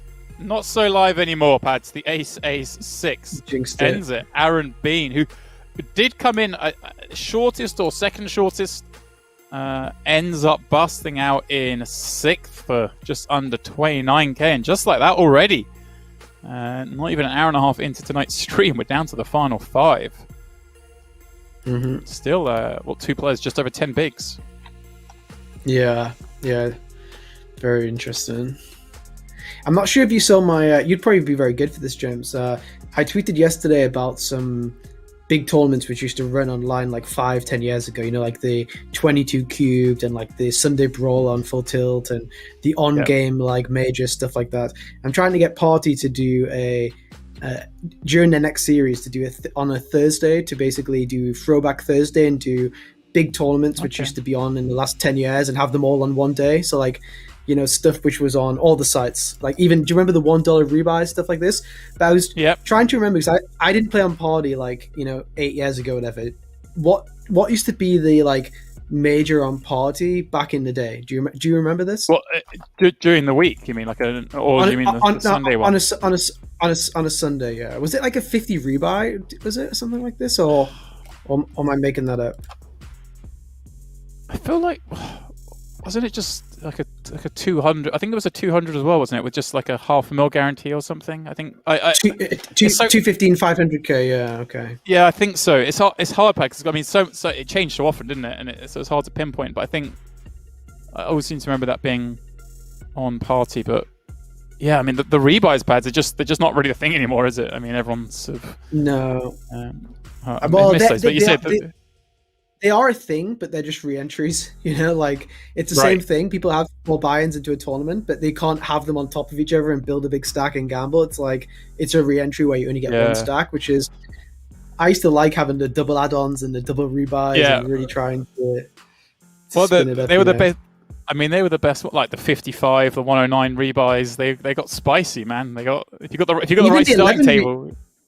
Even the 11 rebuys. You remember, like they had like 20k for first every day and stuff. It was like wild times. Who used to be the legend of the 100 rebuy? Do you remember who used to be the king of the 100 rebuy? Was it like Rounder 63 or was it like Never Scared B? I seem to remember playing crazy and getting strokes. I was trying to think who's. I mean, just so many. Like, it's just great to see some of those names still around. Like Ape Styles just used to be smashing around in that bad boy. Now still around. Oh really? I didn't remember him. That's interesting. Yeah, I'm trying to think. I mean, obviously the people like Mormon was always in there mixing it up. JP Kelly, I remember, always used to be in the 109 rebuy going a bit crazy. Oh really? Okay, that's interesting. I didn't know that. That's really interesting to see. Yeah. AJK, DJK as well. Like, wow, all these names coming back to me, Pads, from like 10, 11, 12 years ago, and that used to be the biggest like nightly event, didn't it? The 109. Yeah. How much was it for first? Do you remember? Like, was it like 30k, 40k or something? I think so. Yeah, and then it was like 80 or 90 on the weekends. Like, that's crazy. Yeah. It was such a good tournament. Yeah, they were such good tournaments at the time. I remember I think I came second in it on a Sunday without playing heads up. We just had a 3-way all in, and I was like, really? Yeah, it was like a wild, like kind of scenario that'd be impossible to happen now. Like everyone would just be like, wait, I better make sure I leave some chips back before. Like back then, it was just like, I guess I'm all in with this hand. Like, these days I'd have been. Yeah, I see some on the chat. Big Dog Pocket Fives. Yeah. Yeah. Of course. Yeah, some little Hold'em, of course, as well. It's a name that's cropped up twice to me recently, actually. But Deividas ripping King Jack. Dude, might get a call here from A7. Maybe, you know, like he can afford it, let's say, but he'll probably fold and start calling like Ace 9. But yeah. Right, just a little too weak. Yeah. Your 7 doesn't really do too much. You know, he probably doesn't have like King 7, but he probably has King 9, you know. Well, Deividas got his favourite hand once more, the 2 queens. Yeah. Seeing these names in the chat, Johnny Banks, yeah, he's always been there as well. Just going to rip it in once more, the queens. Annette as well, I guess, was around there. Yep, certainly Annette. Yeah, wow. Those were the days. Well, the rip's going to get through, Pads, and that's going to take us to our first break of the evening. So, guys, please do head on over to Party Poker. The free roll is going to start in around 3 minutes. But myself and Patrick will be back in 5 minutes for more of this 5-handed play here at the WPT 500.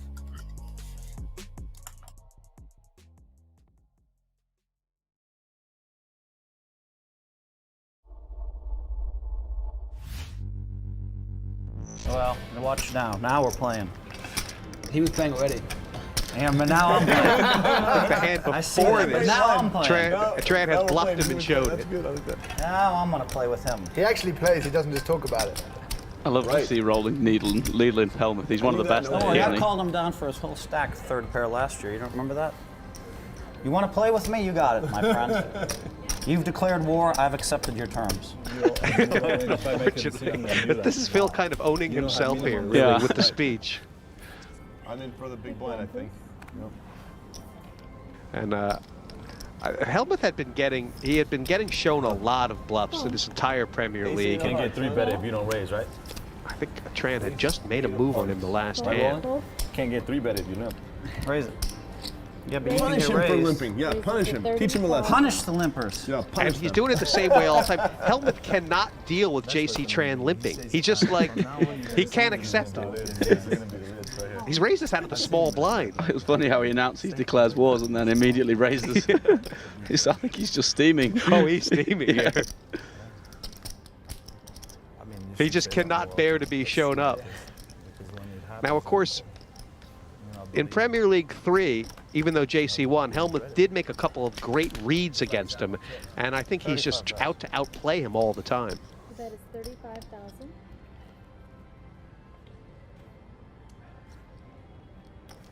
I don't know how Helmuth's going to butcher this hand, but I just remember it felt like he did. I mean, it's not a great hand to 3-bet with in the first place, is it? But No. you gotta bet the flop when you Especially do. against someone who's quite sticky like JC Tran. He's going to peel you a lot when he doesn't hit, and 48. you know he's going to try and outplay you. He's not just going to give up if he misses.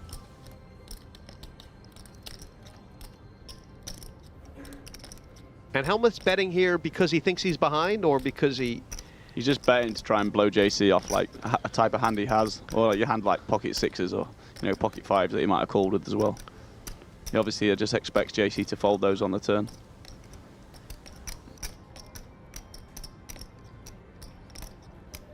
And I wonder if can you sometimes call here and try and win this on the river if you're JC? I can't I remember. like to call here, yeah, because once you call again here, it kind of looks like you have an ace. In fact, going for the raise, does it make it feel more like a bluff to you? Yeah, it feels more like a bluff, but Phil Helmuth's the type of player that doesn't really do too much about it. It's hard to do. I mean, what do you do here with 10-2? The amazing thing is Tran can only get him off a hand like this. He must know there's a legitimate chance that Phil has something like this. Yeah. Phil Helmuth's steaming, look.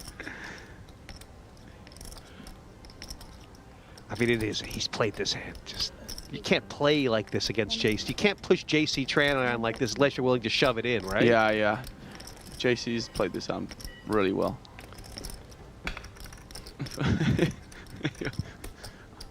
I'd love to see what's going on in Phil's head right now. But Tran's going to show him the hand after, like yeah, for he sure. has to show after that table talk, doesn't he? I'm looking forward to the roll and DeWolf needle too. Yeah, you just know it's coming.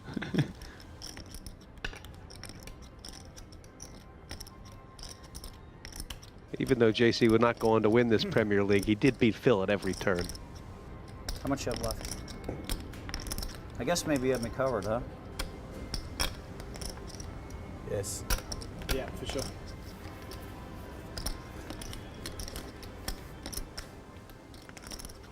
Well, he really wants to shove, doesn't he? Yeah, he definitely doesn't want to fold after all that speech, and his read isn't too bad. He obviously thinks that he might be getting bluffed here, so Nice he's move. having a good think about it. Well done. He even said, "Nice move." You don't have an ace, do you? He passed, and Tran's going to show him now. Watch Phil explode. Oh, now I'm really on tilt. We just seen the champion Hold'em player at work. What 5 is spade?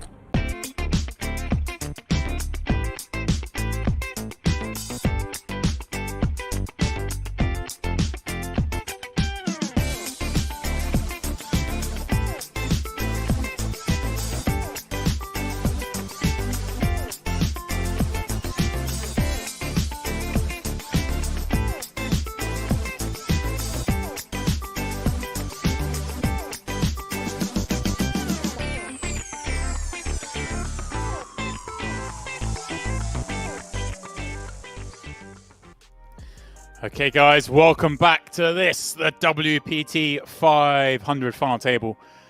You're joining myself and, of course, Patrick Leonard for the duration of this final table. And Pads, it's been pretty rapid so far. We're down to 5. It's been eventful for sure, yeah. Yeah, been eventful for sure. Guys, if you are just joining us, the free roll has begun. Head on over to Party Poker. It's called the WPT 500 free roll. Password is at the top there. You see J Dempsey. Please do go ahead, jump in. It's a 500 seat up for grabs for first and 500 cash paid out for the remaining players.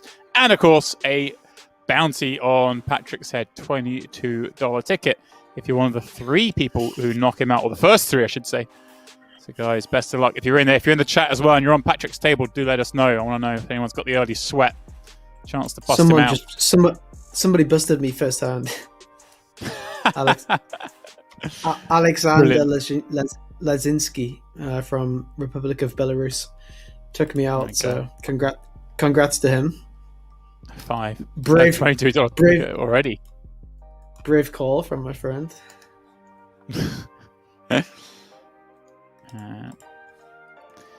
Yeah, and guys, of course, we're doing those giveaways every hour. Of course, you've missed out on the hour just gone, but if you press follow now, you'll be eligible for the next one and all future giveaways. So why not just press it now if you haven't already clicked the follow on this channel. And Pat, I'm just glad that the first couple of hands since we came out from break, there's been no massive drama. Just gives a chance to ease back into it. That was crazy hands we saw at the start of this 100%. final. Andrii chipping up here as well, a little bit. Yeah.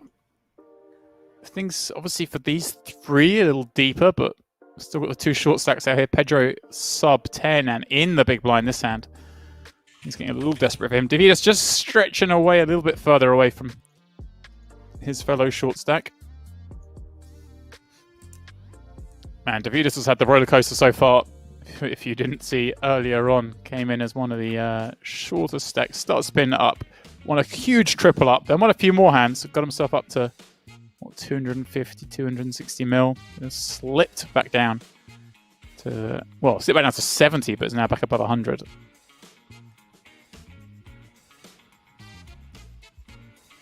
Rip from Dylan with the 7-8. Pedro in the big with King 6. Is this enough pads? As a short, it's quite close. When you're against any two cards, it doesn't matter too much if you have King 6 or King 7. Like, they play quite similar. He's the short stack. If he doubles up, he'll have 120 million. Yeah, I'm not too surprised to see him call here. Oh God, He calls unlucky and loses. again. Yeah. Dylan spiking at 7 on the turn. Deividas ecstatic. Dylan ecstatic. Hey, everyone's pretty happy with the ladder up. Dylan up to 318 million. Wow. I mean, this is Pedro, a quick final table. 38k Pedro got for 5th. Already down to the final 4. But as I say, I mean, it is deepening up, right? I mean, Dylan's got 50 bigs. Obviously, Andrii covers. It's deepening up for two players, but for the other two, it's very shallow still. Like, Deividas has 12, like Lucas has like 25, whatever. So, yeah, it looks like we're going to see the two guys getting heads up, but you never know. You know that any player's quite close to being back in the mixer. Right. If Lucas were to knock out Deividas here, suddenly you've got a more kind of a delicate 3-er position, I guess. Who knows what's going to happen? Deividas probably going to double up through someone. It can all change pretty quickly. Well, Andrei's got the aces in the big blind, and if it folds to Deividas in the small with King 5 pads, King 5 from the small, this is like a pretty good hand. He's probably going to be all in here, I think. Yeah, it's not thrilling, but yeah, like he'll probably be all in here. And is going to charge headfirst into a buzzer if he does. Andrii just is sitting there going, please. Dylan's saying, please, jam. If only he knew. There is the jam. Andrii gets to press cool with the aces. Got to just hold against the King 5 offsuit. The rich get richer. And, oh. Well, okay. Well, just the quads. Just the quads. Deividas out in 4th, picking up 55,700. And there we go. Down to 3 already. Yikes. I mean, that flop pad was almost dead, but he had the backdoor straight draw. Yeah, backdoor flush draw too. I'm not the greatest mathematical poker player, but it feels to me like quads come quite often. How likely does anyone in the chat know? How likely is it that you have quads? Like one in how many hands do people know? Because it feels like I see it every day. You know, like is it once every 3,000 hands, 5,000 hands, 10,000 hands? Do you have any idea, James? Or no, I don't know. I mean, it's not a stat that I've really thought to have like, my people head. sometimes say you get like a roll flush every, so you know, 200. Oh, you did, look, okay. So because I'm curious straight away, but say a number and I'll say over or under. Then you can obviously level me whatever way.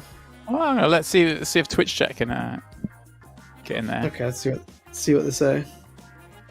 I've got to make sure first of all I'm looking at the when I'm cheating that I've actually got the right answer. A few people are saying, well, one person is saying, well, we see two different answers here. Someone suggests 400 to 1, someone suggests 13,000 to 1, so it's very different. I think the 400 to 1 is if you start with a pair, would be my guess. That sounds about right. Okay. That's even You'd still be quite what? good. Yeah, you'd be not. Yeah, that sounds. Does that sound right?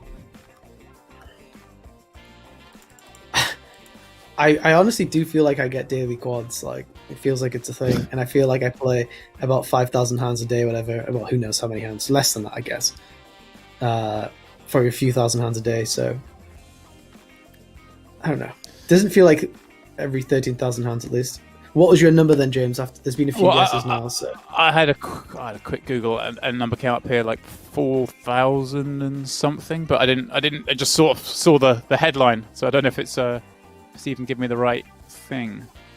Let's have a look.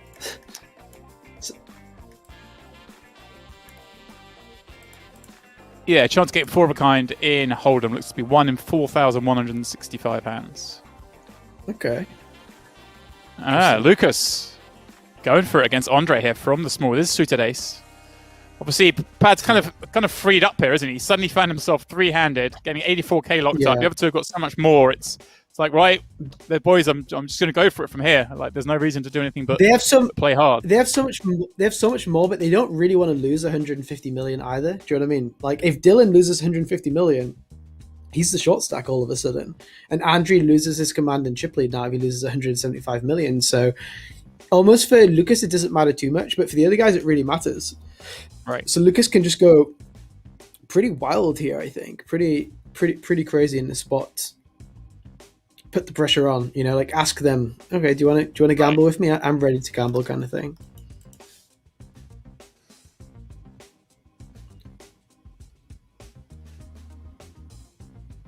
Someone says 400 to 1 to flop quads if you have a pocket pair. Yeah, that was making more sense to me with the pocket pair. When I said that to run it out, that sounded way too high because you're about 8 or 9 to 1 to flop the set, and then you've got 2 pools at the quads. So yeah, that sounds like more sense. The thing is, I guess people don't see it as often because if you fold your hand, the hand runs out, and you've played that hand, and you haven't flopped the quads, right? So like, if you play 4,000 hands, most of them don't go to the turn or the river or even the flop. So I guess you see it yourself, probably like 1 every 12,000 hands or something like this. Right, and always, you don't play with the 10-6 offsuit that ends up running out like 6-6-6 turn, flop turn river, whatever. You don't even notice it. But if guys, everyone else you're playing... Jump in this free roll. We're giving it away. 500 WPTC up for grabs, up for first. And of course, 500 in cash, the remaining payouts. Please head over to party. It is password J Dempsey for that free roll. It's been going for 10 minutes. You've got 48 minutes left of late reg, and you've even got a chance of getting a bonus if you knock pads out. Dylan going big here on the river with his jack. And yeah.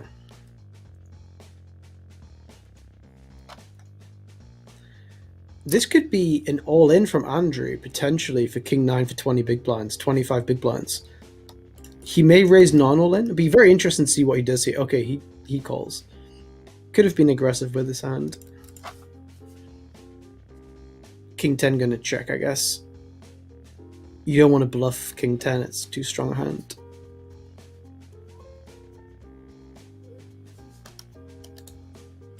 yeah, and the really good news is pads I've just tripled up in the free roll. So, there you go. Nice. I have 200k. Oh, he raises non-all-in. This is fascinating. Because if you get limp shoved on, is he calling off here, or it's an interesting one? Yeah. Value bet on the flop. Andrii shouldn't have much 3x, much 7x. Can get called by queen highs, jack 10s, queen 10s, jack 9 of hearts, stuff like that. If you fold out 9-8, it's also okay. Right, 44 million already in there. I like it. That's 14, a couple of blinds. I think Andrii will fold and just continue when he has a suited hand. Yeah, I think that's a really nice disciplined fold.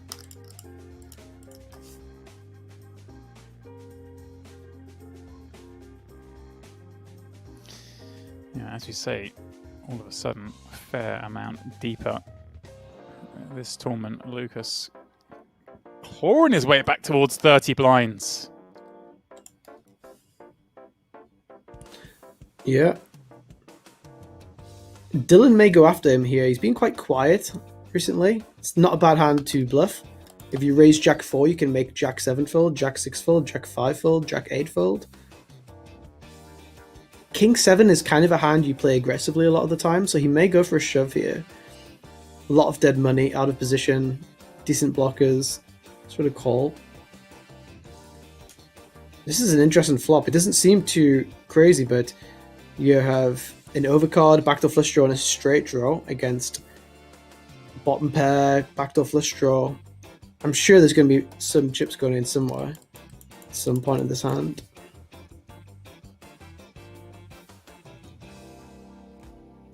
King of Diamonds. Jack of Hearts. Jack of Hearts is a good turn card. Oh. The 7. I guess he value bets 7. Yeah, like Dylan all value slash. Yeah, Dylan shouldn't really have an 8. You'd bet the flop with an 8, right? He shouldn't really have a 5 because you'd bluff the flop if he had a 5. So feels like King 7 usually wins. He checks it. Jack 4 checks. And then, wow, checks back, drills the jack. Jack of clubs rolling off non-flush.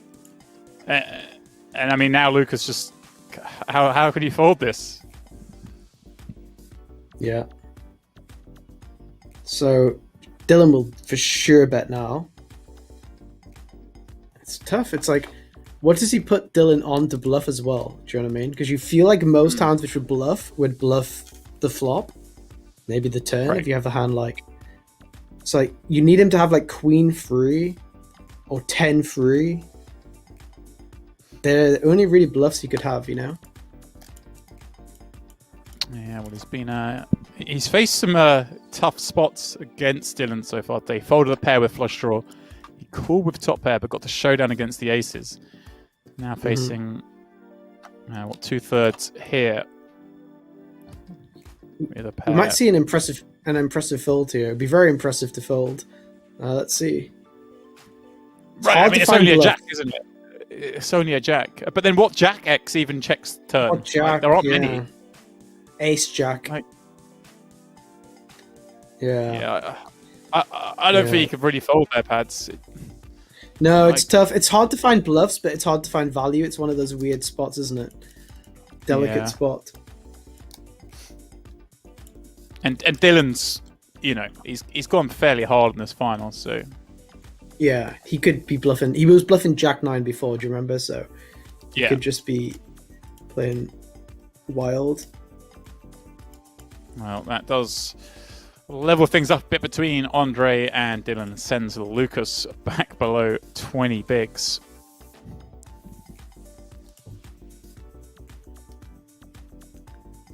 Guys, get in the free roll. You've got plenty of time still to reg, but do head on over to Party. Get in the mix, WPT500 seats, Day Legend tickets, and of course, cold hard cash in the pot. And that's obviously the WPT500 going on right now. Pads, how are you getting on in that today? Or have I just still in? I've got 200k. In the free roll or the 500? The 500. Oh, I just busted that. I just busted that. When I asked, I was like, I'm always cautious about asking. There you go. I didn't know. I timed it. It's just giving the rub down, guys. He's just busted out, but hey. Yeah, I'm chill. I made an plenty more aggressive bullets to fire. Yeah. A lot of chances to get in, Pads. And of course, we've got other stuff coming up on Party as well in terms of big events. The Irish Open, just around the corner, Pads. So I know you'll be looking forward to that one. Love the Irish Open. It always gets really good fields. It's funny. People have a lot of loyalty to the brand, even if it's online. Right. Like the Irish guys show up, which is quite. I always find that fun. And yeah, it's a 1 million main event, right? 1K 1 million, which is pretty huge. 1K 1 million. Yeah. You can get in for. I mean, the satellites start at just €1. I mean, Crazy. it's I think every Sunday, Patrick, I'm going to say the final satellite has 30 seats. So every single Sunday there's a satellite with 30 seats. It's good for people like me, Pads, who don't like I get scared when there's only like 3 seats or something, and I'm sitting there and I've got to play shorthand. I don't know what's going on. 30 seats just feels like a breeze. Like someone on another table is going to do something stupid. I'm going to get in. That's how I see it. Like, I'm just looking now that in 11 days' time there's a satellite, and there's already 113 people registered into that satellite. That just shows that's crazy. Right. Feeder satellites building in. Big part of what's going on Party with these big fine events. Oh no, sorry. There's 113 people already satellited into the main event. Oh, which is great. Which is pretty crazy. 113. That's wild. Yeah. Yeah. Let's go look through the I know now. I always sound biased with Party, but genuinely, the satellites for these big events just make them like such good events. Yeah, I mean, this is it. This is always the feel, and like you say, I mean, people like we know we're selling. It's the Irish Open online. We know it's not It's not the same as the Irish Open. I mean, for all intents and purposes, it is another tournament on Party. But as Patrick says, it's not, because you do get those players who would play the Irish Open. They're proud of it. They want to play in the Irish Open online. So you get that kind of field. When we have 100%. WPT Montreal online, you get loads more Canadians in the field than you usually would, because it's part of it. Like, everyone's just making the best of it this year, and that's how these events roll out. So it will have a similar feel. I know, Pads, I'm going to be sitting there. I'm going to play some of the satellites to get in the mix. I'm going to be sitting there drinking a few Guinness, pretending like I was in Dublin. That's causing nice. a bit of trouble. I've never drank Guinness before, I don't think. Wow. Okay. Maybe you've been to Temple Bar in Dublin, right? Yeah. It's good. It's probably my favorite. Well, I guess it's probably most people's like favorite bar in the world, I guess, because it's so good, you know. Yeah, such a lively place. Not at the moment, but soon. And yeah, I feel bad for the Irish Open fans, Pads, because they're coming up to their second like non-event, as it were. They're kind of just at the wrong time of the year. The Irish Open. Hopefully, not too long, we'll be back for events like that in real life. WPT is starting to get going. And in Europe, hopefully we get some events soon. But for now, Irish Open online, WPT500's online. These are fantastic events as well, as you see. Playing for 181k here for a $500 buy-in, and as Patrick says, loads of satellite qualifiers in there, loads of ways for you guys to get involved for cheap, which is what we like to see. Check back from Lukas against the limp with 9-4 offsuit. Flops trips. All right. Here we go. Interesting he went for a limp with this king. Yeah. Yeah. Maybe Lukas checks. Maybe he thinks it's like too strong to bet. Like it's too obvious he has a 4 when he bets or something. Let him catch up. Goes to the bet. Well, going perfect for what he's against, right, Pads? With the being up against the nut-no pair. You could see better and better. His hand. I mean, yeah, kind of works. The 9's actually bad. Yeah, he would rather it was like a queen or a king or an ace or something. Yeah, even a 10.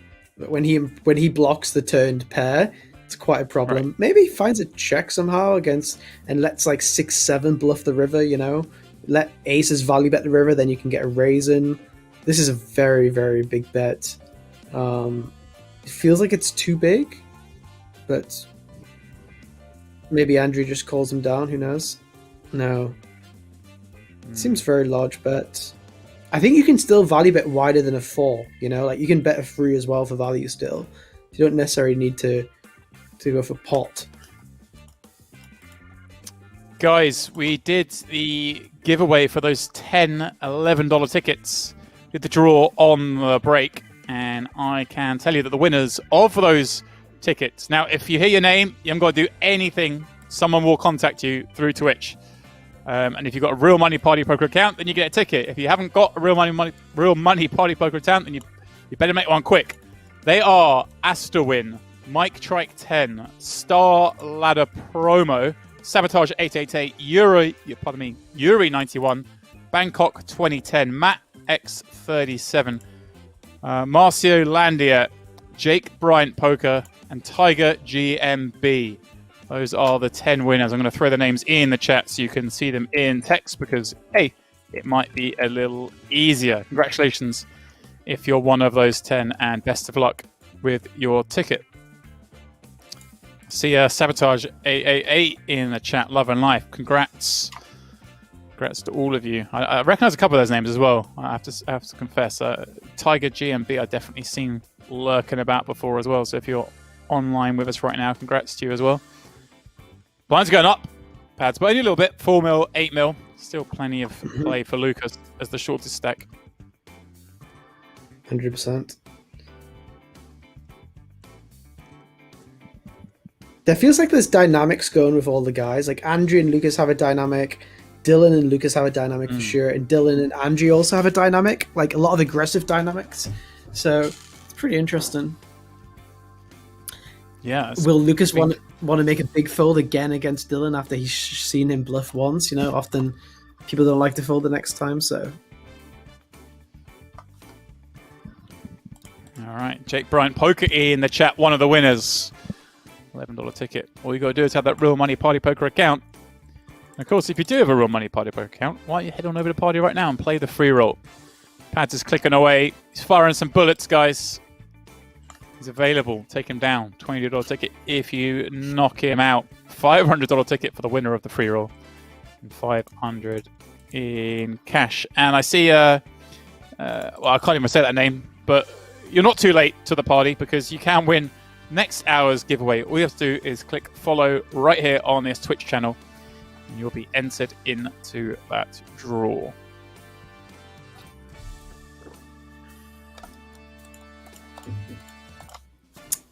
Andrii going for a bet with the bottom pair. Often a hand you would, maybe check call.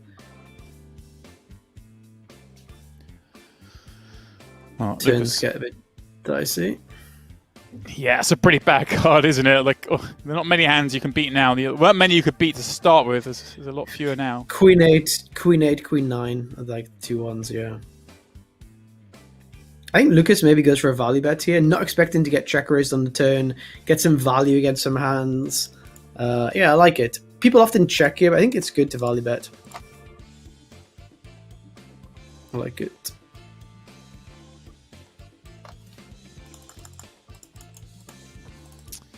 Yeah, and I guess Ace Queen in the small. Sees a raise on the button. Guess he's going to just shove. Yeah. Easy fold. Andrii. There's a little trick there in that spot. Can you work out what the trick is there, James? When he does that half stack thing he's done a few times? Yeah, I mean, it's just dream, isn't it? Just in case Dylan goes all in, just in case Andrii calls. There's one more advanced trick, like. Oh, okay. On So that Dylan on top of that. Sorry, so that Dylan can't flat. Dylan flats in between, then. No. Something else. No, wait, one more thing. What am I missing here? And go on. So if you put in, let's say, 40% of your stack, and let's say Andrii snap goes all in like in a second, probably he has aces, kings, queens, jacks, and you can still, let's say you have king 10 suited, for example, like a marginal hand, which does okay when Andrii like tank calls. When Andrii snap goes all in, he always has like ace, king, queens, kings, aces. You can still get away if you've put in 30-40% of your stack, because you don't have the right equity to call off for the rest of the 60%, which people so like if Lukas what did Lukas shove there? He had ace queen. So with ace queen, you always call off regardless. But like, let's say he has, ace 9 offsuit, like making like a marginal-ish shove for like, but only puts in 30% of his stack. You can't just call off the rest of the 70% of your stack when the guy's range is like jacks plus ace king. So you can get like maybe like a little bit of a time and tell there from the buttons strategy. Do you know what I mean? You're giving someone an opportunity to make a mistake in regards to like a timing tell. That's what you're saying. You're giving them a chance. Well, most people in Andrii's spot just think, okay, well, he's committed. He's calling off regardless. If I have aces, I'm just going to instantly shove. They don't take the 10 seconds like they would maybe do if, let's say, pocket sixes. Do you know what I mean? Or pocket sevens or king queen suited or whatever it may be. Because they think, oh, well, he's putting half of his stack or 40% stack. He's not going to fold. Like, he's committing. He's waiting to see if two people go all in. Whereas in reality, you can maybe level a little bit there. Extra edges, Pad. Extra edges. You're always looking for them. You're always looking for a little way. If someone tells you they have aces and you have ace 9, Right. you know, like, especially when it's a big shove. Like, imagine it's 40 big blinds and you've put in like 15 and then they just instantly shove 40. Then it really is, you know, like queens, kings, aces kind of thing. Yeah, I mean, all makes a lot of sense. It just feels dirty there, Pads. You're just trying to make me fold even more hands. Like, you're just trying to get me out of these things. If you're against me, it's good to instantly 4-bet shove because maybe I find a fold and you can show me your ace. Guys, there ace we go. 5. When Pad's 3-bets, you just snap jam, even when it looks like he's definitely going to call. Yeah. I'm spinning it up in this free roll, by the way. I got 400. Okay, what are we up to? Wow. 400. Right, he is spinning it up. Yeah. My table is full of savages too. It's hard to knock. It's one good thing if you've got bounty in your head, Pads, but it's quite hard to knock you out if you've got 400k. Like, yeah, good. These guys don't. I'm not taking that into consideration. Well, they're making the decision to try and knock you down a size to start with, and then they can. Yeah, like team effort. One guy's. With the second punch. I just moved table. I was hoping I might pop onto your table, but look at this. Andrii stabs with the king of spades. Lukas just loving life with the flush. Now, is Andrii going to fire again, Pads? That's the question. Lukas desperate to see it. Yeah, I think it makes sense too. I don't think he has any show. Well, yeah, he doesn't have any showdown value. Interesting if Lukas just shoves or small raise. I think he'll go for the shove here. Andrii's kind of representing like really strong hands though, but yeah, sure.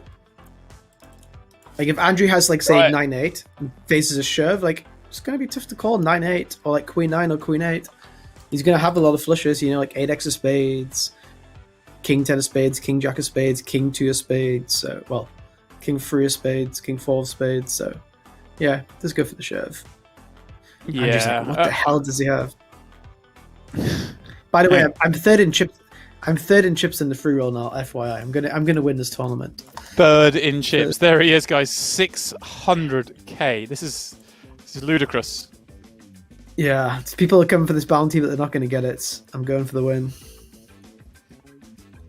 Is it a hyper? What's the structure? It's quite slow structure. 5 minutes. 5 minutes. Don't really see how I don't win this tournament from this point, but let's see. Wow, guys, he's calling it. There are 1,477 players left in, and Pads is calling it on level 7. You got to give him some. I fancy my chances here. SRM asking, what was the buy-in for this? 500. Yes, it was 500, and there were 2,400 plus entries. We're down to the final 3, and very worthy 3 from what we see in this final table. Dylan, Andrii, and Lukas. As they battle it out for 181k for the winner. They've locked up 84k for that $500 investment. And for people who are the purists of poker who don't enjoy deals and stuff like this, I would say there's 0% chance this tournament ever deals with the players who are left. I think Andrii, from playing proofs with him, he's not the kind of guy who deals. So, yeah. All right. Would imagine they're going to play it out. Yeah, I mean, I haven't been passing information at a deal yet. If there is a deal, I will find out. So just, it does make sense, Bads. You're right that kind of, if there would be one, it might be sort of around about now when Lukas has got a few chips together. Yeah. But, yeah, no word yet. But of course, if there is one, we'll let you guys know.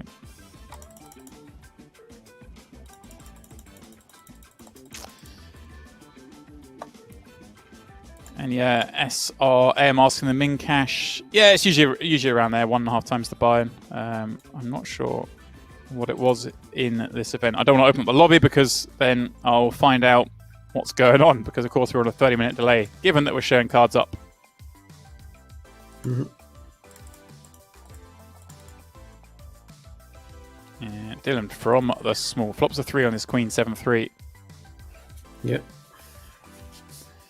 Guessing checks. Nice hand to slow play.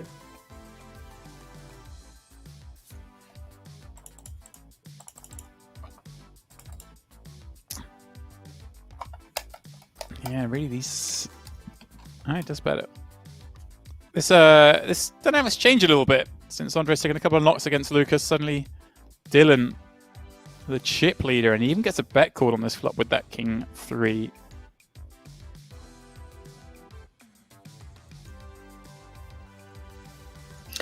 Big game next week, right? Brighton Newcastle 6-pointer. It is a big game. Next Friday. Next on Saturday. Saturday night. Yeah. Oh, it's this Saturday. This Saturday coming up. It's this game week. Okay, it's sick. Yeah, the big one. Sick. The day you get confirmed you're going down, Pads. Well, I looked at your next fixtures. I think you play like you got really tough fixtures after this one, so you really need to win this game. Yeah, I think. we've got some good. We've got like Sheffield United. We got Sheffield United. We got Leeds. But we've also got Man City, Arsenal.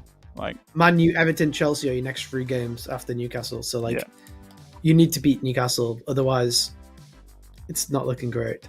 Well, we need to not lose. Losing is the only bad result, I think. So we've got Sheffield United to come. We've got Leeds to come.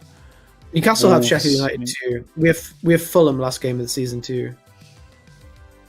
Oh, that's a big one. That could be a.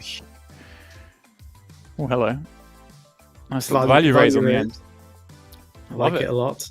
Yeah. Dylan go for the free bet all in. Pat, you're just sicko, aren't you? You love to see it. You're just like calling the 3 bet all in bluff on the river and there's nothing pot. This is the sicko that he is, guys. 200 million. Punish him for value raising. I think Dylan's a sicko. I'm telling you, these people with triple barrel names, they find the triple bluff on the river. Disappointing. Triple barrel names. The lone assassins gives it up. But yeah, so that's a huge game you guys got last game of the season, potentially then. Fulham. Yeah. I think Fulham are good. I think Brighton are good too. Like, honestly, I love how Brighton and Fulham play. I think both are like good teams. Just both need a striker. If you guys had Callum Wilson, you'd be flying, I think. Like, he's such a big difference. Couldn't agree with you more. Oh, hang on, I'm playing a pot here in the free roll with the player over 1 million chips pads. It puts your 600k to shame. What, Ilya Potapov? Yeah. Ilya Potapov is winning this pot. Big bet. I just got you up as well. There we go, chat. Who is going to survive, Newcastle or Fulham? I mean, I don't care if Newcastle get relegated. Like, it's not fun finishing 17th every year. That's for sure. I think what you want is them to stay up and then realise that there needs to be some change. I mean, the goal for the club is to always finish 17th. So if they finish 17th, he's like kind of fixed his remit, you know. Dylan flopping the joint, but not getting action. Sneaky check back maybe from Ace-4 potentially. He's gone so hard against Lukas, hasn't he? Yeah, it's just so easy to miss, though. You know, like 9-8 of hearts or whatever.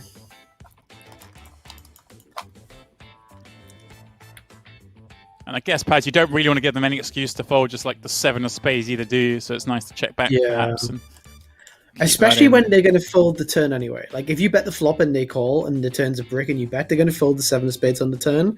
So maybe it's nice to let them maybe bluff into you on the turn, and then maybe they bluff the river, or maybe they improve on the river, then you can get like a big bet in or whatever it may be. Yeah. Obviously, it's never bad to bet a flush, like. Yeah, especially like you say, you know, there's some dynamic built between these guys. There's some matchups, and certainly Lukas and Dylan have had some pretty interesting hands already, and all of them have been Dylan just barreling away and Lukas having to guess. Mm-hmm.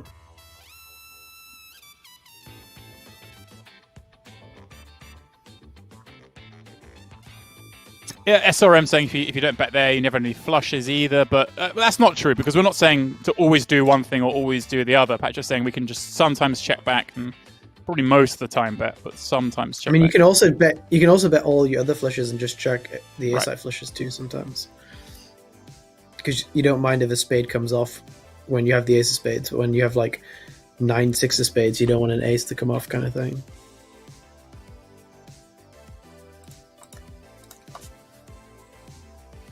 Another little one heading Dylan's way at Showdown.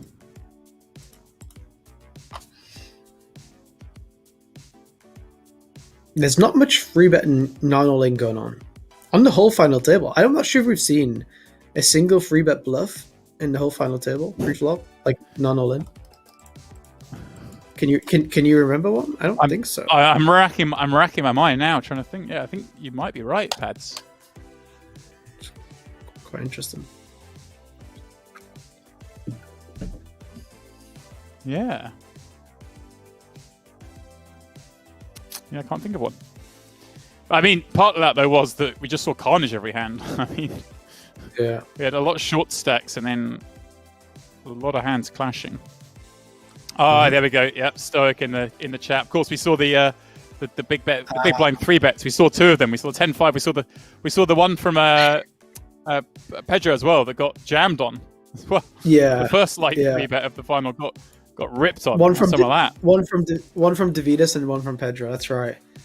Shout out to who realized that. Stoic 12. Good. Stoic 12. Nice.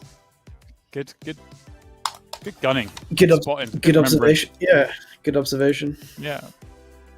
And it was a great one because it was so unexpected to us, Patrick. We didn't think at that point Deividas was going to do stuff like that from what we'd seen. 100%. Took advantage of the image and went for it. All right. Lukas doesn't get paid off, but look at this. Getting very close to Andrei's stack now. Yeah, this is now getting really intriguing in terms of stack sizes. This King Jack is interesting. This is one which could free bet non-all in. 55 million. Okay, again, going for the call. Like, it's quite nice when you free bet King Jack, make them fold ace-5 off. It's okay. Make them fold some suited hands. Make the big blind folds. Guess we're going to see this. Oh, you see a check from the ace-5. A little change of tact here. Checking back top pair. Turns a gut shot to go with it. There's no incentive for King Jack to bluff. That's kind of the problem with checking ace on the flop, is that Lukas usually has like King Queens, King Jacks, King Tens, and they're more likely to call a flop bet than they are to bluff on the turn. Like, there's just not many turns where King Queen starts bluffing on, but King Queen's always going to call the flop, so... Double check back. Yeah. Again, I'm not sure what he's trying to induce action against, because on the turn, like 9-8 will start bluffing the turn, I guess, so... It's right. Kind of an interesting one, I think. And now, how's Lukas is life when he faces a bet here, given all that? Does he just kind of... does he just think, oh, I'm up against... Well, I don't know what he thinks. Yeah, I mean, I guess Andrew's representing like pocket 8s to pocket kings, and more specifically kings, right. Queens, and jacks, because 8s are more likely to bet for protection. So when you have King Jack, you block jacks and kings, which are like 2 hands he's representing. So yeah, nice from Andrii getting the bet out there. Yeah. The thing is, like, what's he bluffing? You know, like, it's tough to find a bluff there because he's just going to bluff the flop very often if he has a bluff. You know, so yeah. Right. And a pot that Andrii really needed. Take a little chunk back out of Lukas, separate them. Goes up to nearly 2-1 lead over him as Lukas pops up the bottom with 10-9 offsuit, dealing with 3s in the small. Andrii with Queen Jack suited in the big blind. Mm-hmm. I get really excited, Pads. I moved table again, but I didn't get moved to your table in the free roll. I was hopeful. All right, he does flat from the small. Andrii going to get to complete this from the big if he wishes. Or shove, maybe. What's a big blind? 8. So right. It's like 50 big blinds. Not a bad hand to shove. Suited hand. Like, what's Dylan gonna... Wow, he free bets non-all in, which is... This is usually something you don't see. You see either shoves or checks. So this is interesting. It's interesting squeeze here. I guess Freeze is gonna fold. Probably. Does. Yeah, pick up. Again. Andrii just getting back towards that $500 million mark. Where he wants to be. He wants to be playing Dylan heads up right now, isn't he? They'd both like to see Lukas go out. They don't mind who knocks him out, but they want to be playing heads up. Guaranteed 6 figures if you get that far. 84k locked up now, of course.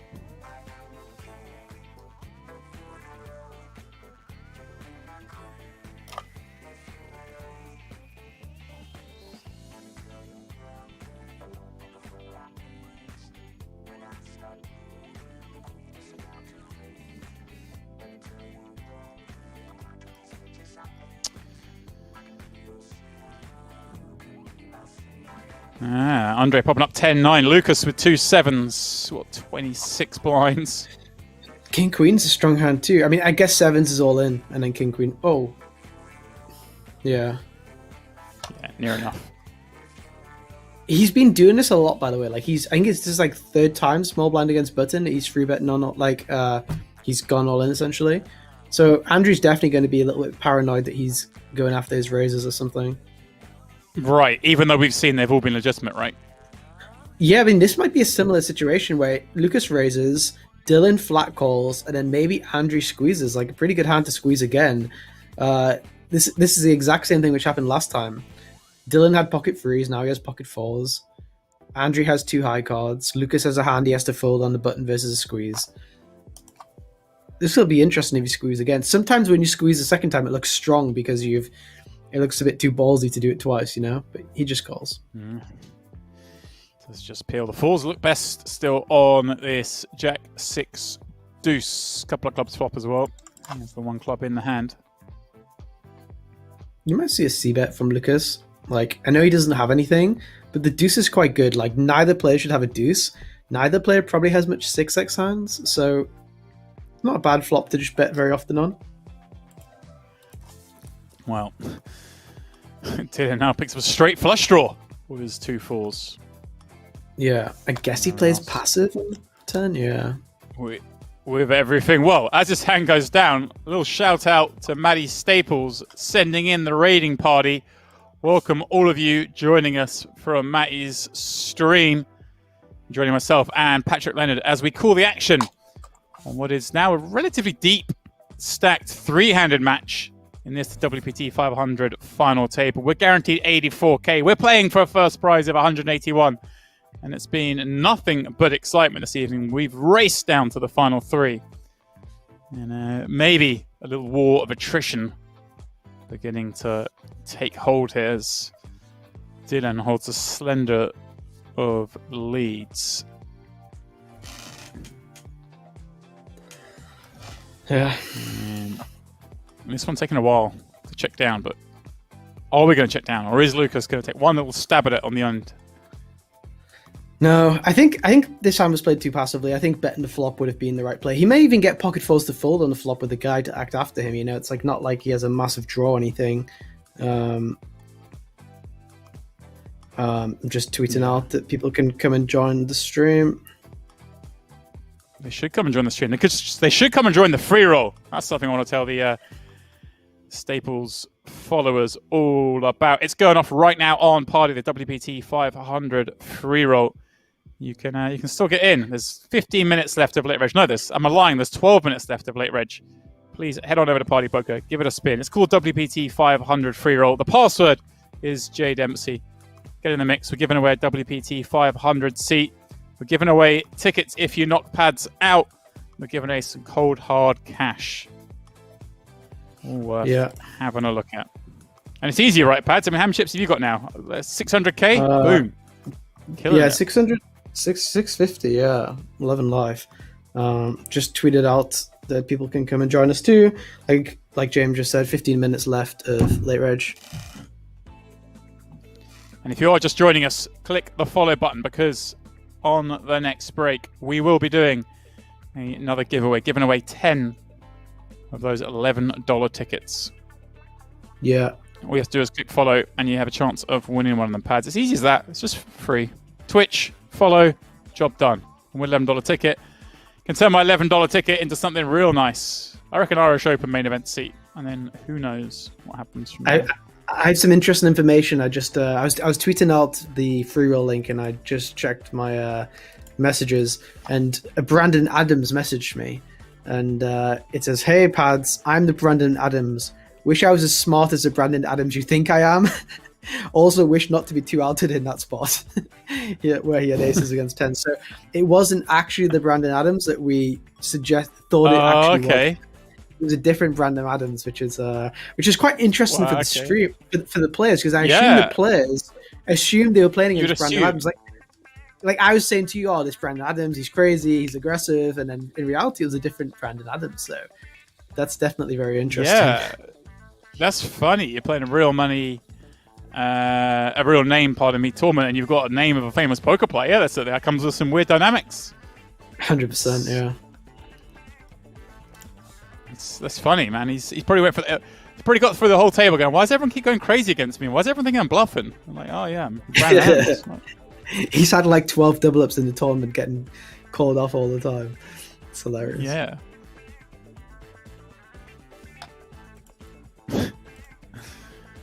Dylan and Andrii play another one out to the river where Dylan has ace high. Yeah, this one, check on the turn. You could maybe bet like 10% on the river, just smidge of value. But gets over the 600 milli mark. First one there. That is half the chips in play.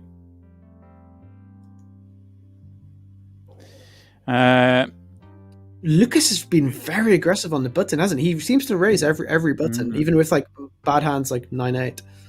Very interesting. But like you say, Pat, we haven't seen the not all in 3-bets, so they're not going after him. Yeah, they're just flat calling it. Seen. Well, we saw Andrii actually 3-bet Queen Jack two orbits ago. Maybe Andrii picked up on the fact that Lukas is opening very wide or something like this.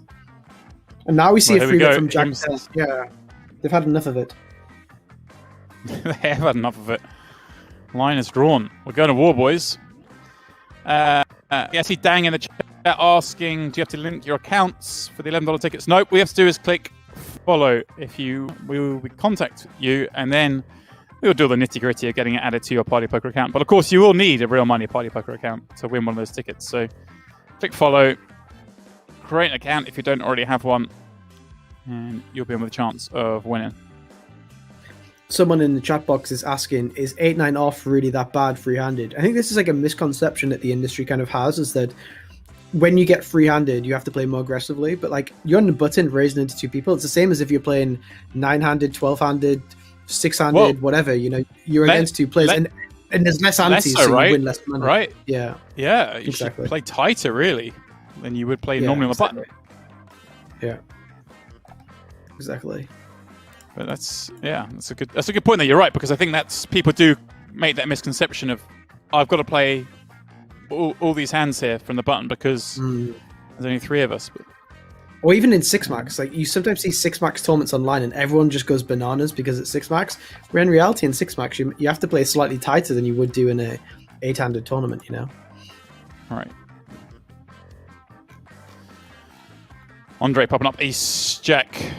Dylan's going to defend this big blind with 5-6 suited. I was getting excited, Pads. I had the aces in the free roll. Didn't get a single call. Oh, wow. Just the raise and take, huh? I'm all in. I'm currently all in a big pot.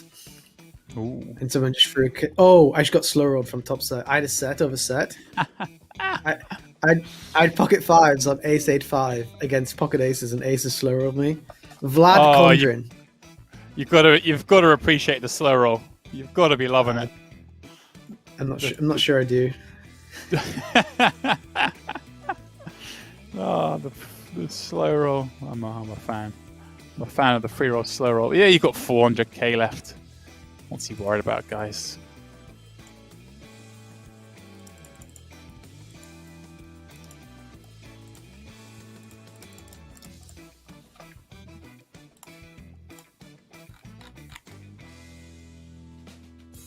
I'm just saying, while I'm making a point, slightly maybe kind of whether we kind of include card removal when we're talking about raising button on a full table versus 3-handed. I mean, what kind of difference does that make, Patrick?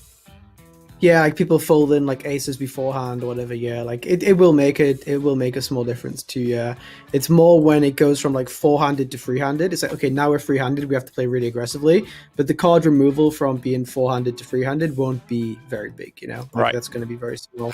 When you go from say 12-handed to 3-handed, it would be very big. But it's not like, okay, now we're down to the final 3, we need to play aggressive. Do you know what I mean? Yeah, no, that makes a lot of sense. I see people still in the chat asking for the password. The password's top of the screen there. It is J Dempsey. Head on over to party. Click Reg. You've only got a few minutes left. We are heading towards a break. We're going to give away 10 more tickets on that break as well. So click follow if you haven't already done so. Otherwise, you can't win. Simple as that. We give them free rolls, we give them tickets. But you've got to do a little bit of work, guys. You've got to click a couple of buttons just to get in the mix.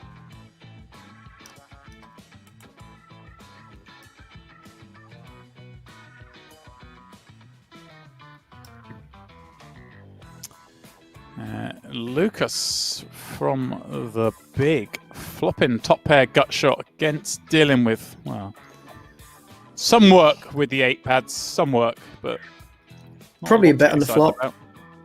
Make queen 10 fold, make queen 9 fold, make queen jack fold. A lot of stuff you can do there. Wow. Check back, hit a queen.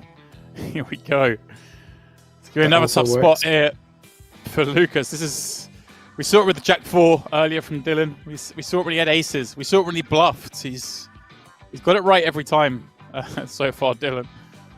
Poor Lukas has been on the wrong side of it all. And surely he's going to lose some more chips here. Dylan uses large bets as well, we've seen. Oh, he checks again. Wow. That's very surprising turn check. And I think 7-6 might value bet the river. Like, feels like 7 is the best hand. You can beat a 5, you can beat a 3, you can beat ace high. There shouldn't be much 10x or flush draws in Dylan's range. And now Dylan obviously has to value bet. 2/3 maybe. Once more, Lukas is just in a pretty grim spot. Where he's got what should be a pretty good hand. And yeah, bets 32 mil, gets looked up. Lukas down to 100 mil. Dylan up to just under 700. As myself and Patrick are heading off on another break. Please don't go far, guys. Click follow, get in that free roll. We'll be back in 5 minutes.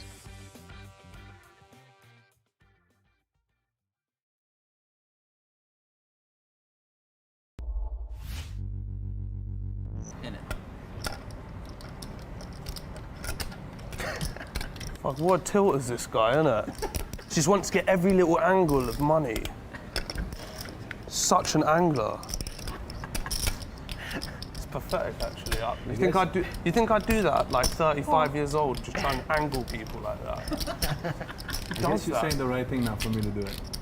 Well, whatever, I'm not going to fold anyway.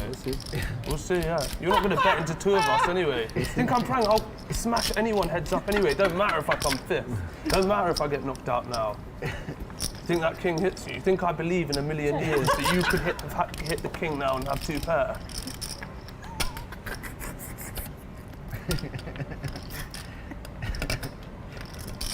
All right, big man, go on. Do your little angle bet. Really? I bet. You really did. You really checked. I just checked, yeah. Wow. So do your bet. Put me in a bad spot now. Do your bet. You'll see how I will go all in so quickly if you bet. You would. To give your word to the camera. Go on then, do your bet. Are you slow rolling us all for? Fine game. So sick how he flopped a set. Or a king eye flush draw. It's not binding.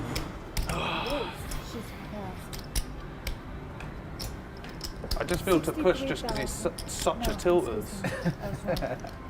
123,000. Is it binding or what is it? No.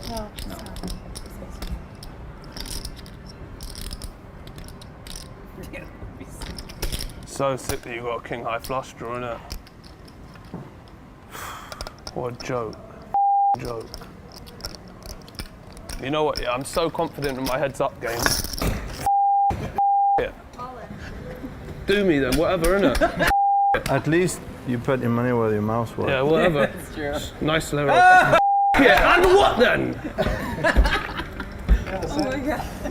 Look, I've got 2 jacks here. You don't think I mess about? My heads up game, I'll beat everyone in this whole party poker. It don't matter if I come there. It don't matter. Look at this. I'm sitting out for 5 hours. In your eye, David Benjamin, you arrogant guy. And the only thing that chance he had of not going to the final was if he got knocked out first. This was his first hand. Literally do that. Like, He picks up the aces. and you're screwed, right? Look at Negreanu making sure he understands before he makes a play. You're joking. Oh my god. It was like, yeah, it was just so ridiculous. But I can still lose and myself. I wouldn't be so happy if I were you.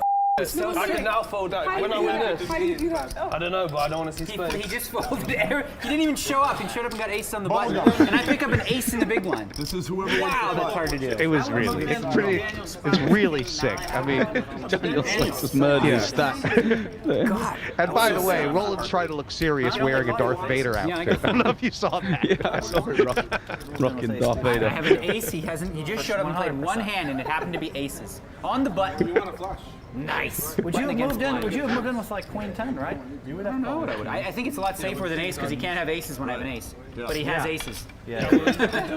No, not kings or queens. He's got an ace. I actually wouldn't have done it if I didn't have an ace. I just wanted to make sure you don't have aces. And of course, if I have an ace, you cannot have aces. That's true because He might call us king. It's pretty funny. The Premier League does this to people, doesn't it? You see some of the most outrageous players ever. Thing is creepy. He did really talk him through it, Daniel. You do know you have to fold every hand. Yeah, before he did it. It was so silly. Jack one time. I'll take a chop. How about Jack chop? I take a chop. Jack hearts for fun. Luke, I'll take a chop. Can't lose. It's fun, then. Come on. He's in the final. And he's in the final. And he's in the final. All right, count his money. It was top moment there. Now he's got left the table. Yeah. And makes the final and leaves. King, queen, king, cards, fires.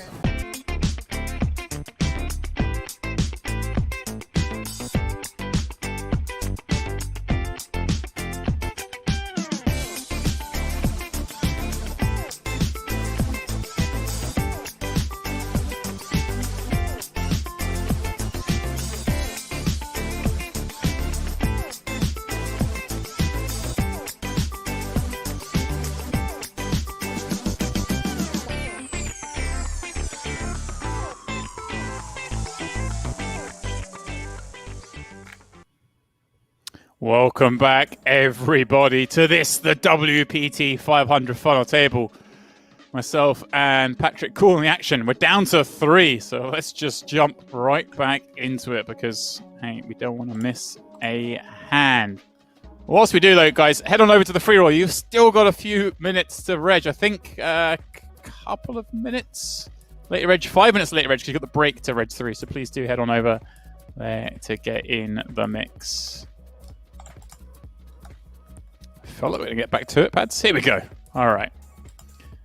And it looks like blinds are going up as well. 5 mil, 10 mil, did I see there? Yes. So Lucas down to just 10 blinds on the button with an ace. Well, we know what's happening here.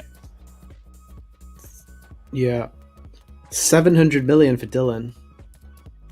This could be a deep stack heads up. If I remember correctly, I think Andrii actually plays heads up as well. Right, okay. Heads up sit and goes. That's what I believe. I believe so, at least. Be liking his chances then. Yeah. Yeah, guys, we'll give the ticket giveaways winners in a few minutes when I get them. But for now, last chance to get in that free roll. Head over to party. The password is J Dempsey. Get in the mix. We're giving away WPT 500 seat. We're giving away 500 in cash. Giving away tickets if you knock out Pads. It's tough to get him though. He's got a lot of chips and he's not bad at poker. This guy.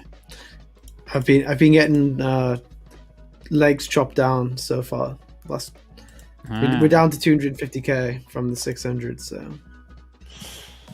Yikes. Yikes indeed. Dylan, I'm just stabbing here with the king high. But Lucas with what, a gut shot, a heart. Yeah, I think he'll call is my read, but maybe he shoves. But it feels like a hand you call with. Okay, he's going for a raise fold, which is quite surprising, you know. I guess I don't think he's raise calling at least. So that's interesting. No. Oh, gets it through anyway. Back to 15 he's going to blind. get a shove. He's going to be able to shove here again, so he's going to get back up to around 20-ish.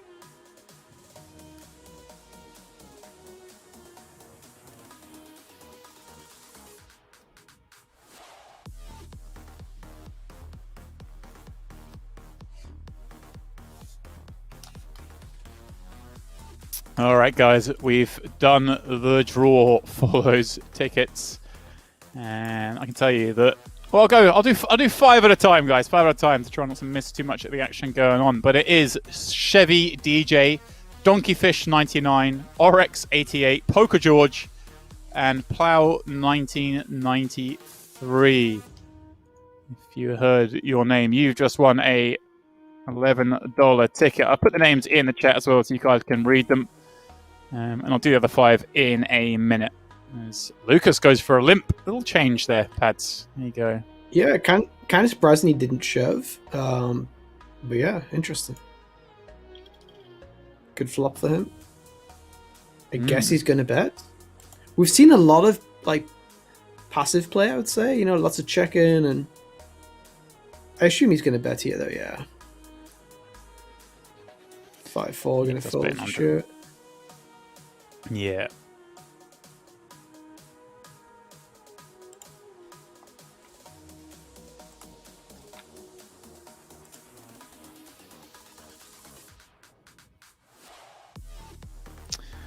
All right, guys, the other tickets given away, same thing, $11 tickets for you 5 coming up, but Meshuggah Catch 33, that's one player.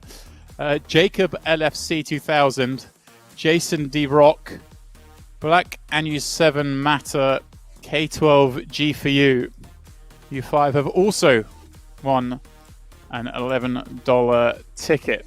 You see your name in the chat there. Congratulations. As I say, if you've been one of those lucky winners I've just mentioned, 10 of you, then you don't have to do anything. Someone will be in touch, but you do have to have a real money party poker account. So if you haven't got one already, go ahead and make one. Otherwise, you can't receive those tickets. Simple as that.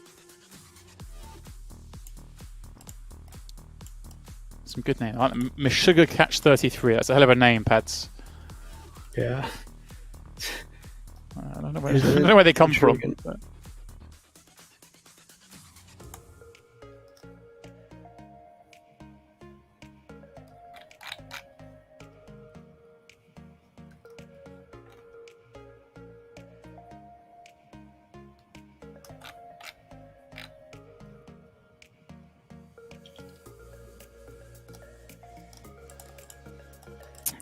Name doesn't even, says I wanted to win. Maybe next time, indeed. Maybe next time. We're going to keep doing this, guys. Got WPT500 Knockout Edition coming up next week. And we've got some other events on the horizon, the Irish Open being the most notable one. But as long as you guys keep watching, we will keep giving away money. Simple as that. Isn't that nice? It's a fun job. You get to give out money, Pads. Yeah, it's like Santa Claus. Yeah. I'm just missing the hair. The beard. Lukas committing with 2 3s on the button.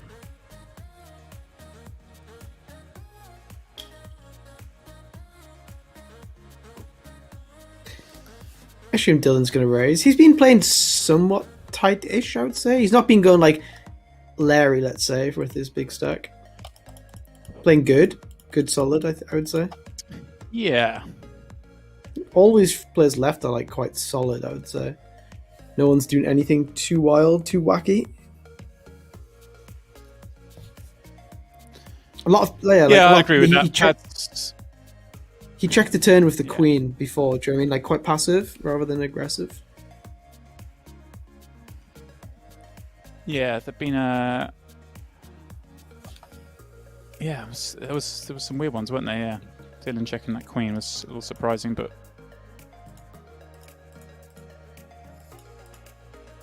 certainly things have settled down 3-handed anyway. Mm-hmm. Q Legion saying, "Where's Henry?" Unfortunately, guys, Henry couldn't make it this evening. He knew he couldn't make it. He was busy this week, so he couldn't make it. But you know, we got Pads. We'll struggle on by. We got one of the best. Patrick been here since the start, but yeah, nothing untowards, guys. Henry will return, much like James Bond. Just give it a little time.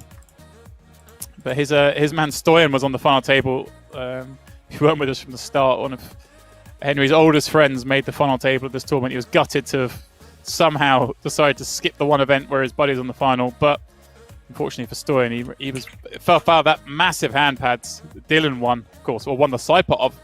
We saw Ace King versus Kings versus Queens very early on. It got Dylan really going, sent Stoyan to the rail. That's the kind of hand which hurts you for a lifetime. You know, like the flashbacks of that hand. Yeah. Yeah, it was a brutal one. You're just thinking, right, I'm going to win. I'm going to have, 400 million chips here with 7 left, 6 left. And be the big favourite instead, out in 7th. And you're like, wow, did that really happen? They just dealt me the butchers. They dealt me out. Sometimes the dangerous thing, one of the most dangerous things in poker is in final tables is being dealt a really good hand. You know, like you have to commit. Right. Do you know what I mean? Like I guess you obviously want it. You obviously make money by having those hands, but your variance just goes through the roof, doesn't it? When you force phase hands, variance just comes and bites how much equity you want it. But he has like 60%, I guess, against Ace King and Queens or something. Yeah, so like, right. Well, a bit. Yeah, it's like 40% of the time there's heartbreak, which is like a lot. Do you know what I mean? Like, yeah, that's a lot. I mean, admittedly, if he lost to the Queens, it wasn't a disaster. He just had to make sure he held against the Ace King. That was the yeah. It was like the bonus is beating Queens, but would have Yeah, guys, if you heard me say your name and you won one of these tickets, just chill. Someone will be in contact. They'll find you. We'll hunt you down.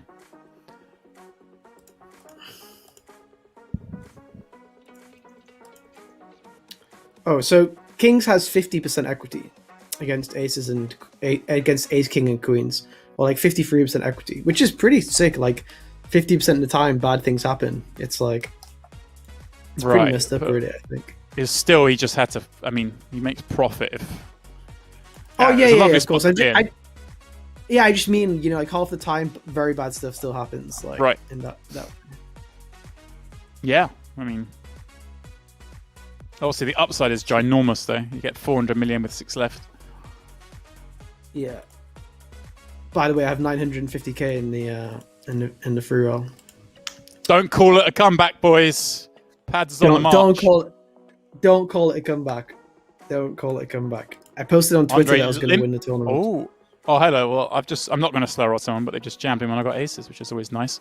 Andrii limping ace deuce here. Dylan in the big blind with queens. Obviously, going to pop it up. We may see kind of the first like decent size pot develop between these two, depending on. Oh, folds. Yeah, I mean, I guess he just thinks it's strong that this guy's just tied, not going after him, kind of thing. Wow, I'm surprised.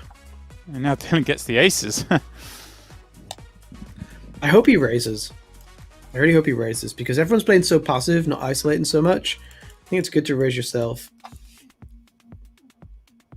Like 4x, 3.5x.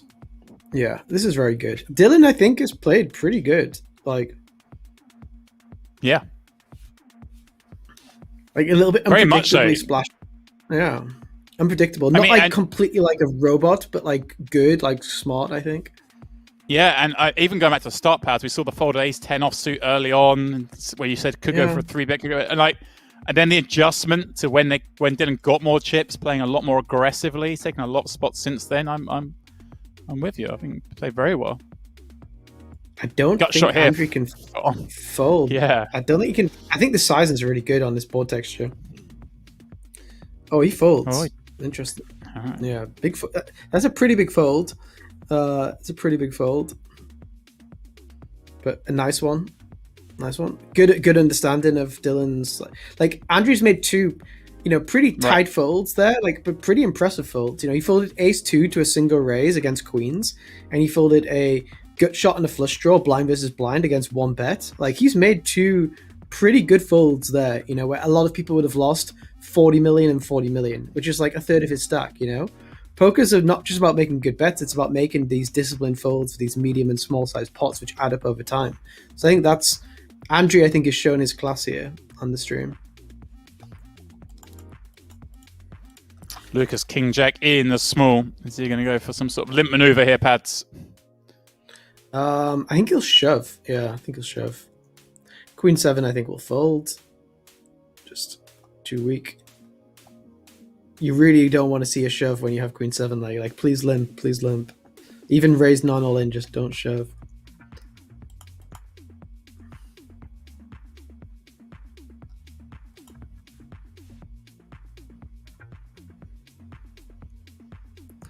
I'm on the bubble of this Tuesday 500 tournament as well. All right. Don't recognize anybody in the tournament, which is nice. That is nice to see in the Tuesday 500, especially you did such a good job of picking that tournament up earlier, Pat. It seems only right that the tournament gives you a little love back. Mm-hmm. It hit the guarantee by $500, so it's interesting. You think you got someone in there?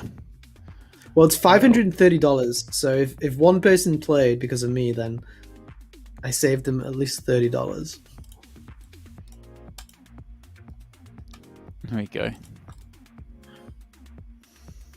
I like it. Voila in the chat says only 400 players to the money in the free roll. Oh, really? Is it 400? I'm gonna have to put some pressure on this. No, bubble, less. I think. Less. Yeah. 350 players to go. We had it before, Pads, with Ike Haxton. We figured we got his smallest ever cash in a tournament. We got him like 16 cents or something, and we're pretty sure that's the smallest he's ever cashed for. Can we do the same for you, or have you got some like stories from when you first started out where you cashed for like 5 cents or something? Just have a look in the lobby who the chip leader of the tournament is. That's all I'm asking you to do right now. Wow, he's taking a picture, guys. 1.24 million. He's taking a picture. Let's get this one for the scrapbook. Oh, yeah. Look at this. You'll have to see it, boys. It's amazing. He's relentless, guys. It's just the same because last week it was called the Patrick Leonard free roll. That'd be a bit more impressive, I think, if you were chip leading the one after your own name. But we'll let this one. We'll let it go. It's impressive. I wasn't mentally ready. I wasn't mentally ready for it.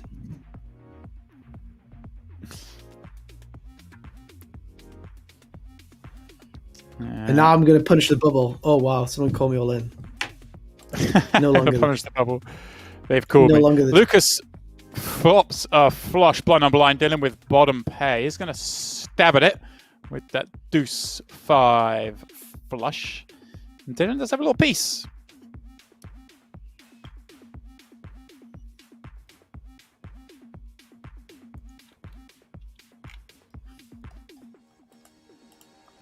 Yeah. I think Lukas will just go bet now. Just keep betting the turn in the river. Oh. Yeah, you just allowing a 4 to check, or even allowing a hand like Queen of Spades 8 to check, which is going to probably call again. He needs some protection and value against this. Some of those kind of hands. Even a king might check sometimes as well. Yeah, I'm with you. It seems odd to check this one, but the 6 is very bad for his range, because he's going to check a lot of 6x on the flop, and Dylan has a lot of 6x, so like range-wise it makes some sense from that point of view. But with this specific combo, like 5 deuce of spades, it just seems.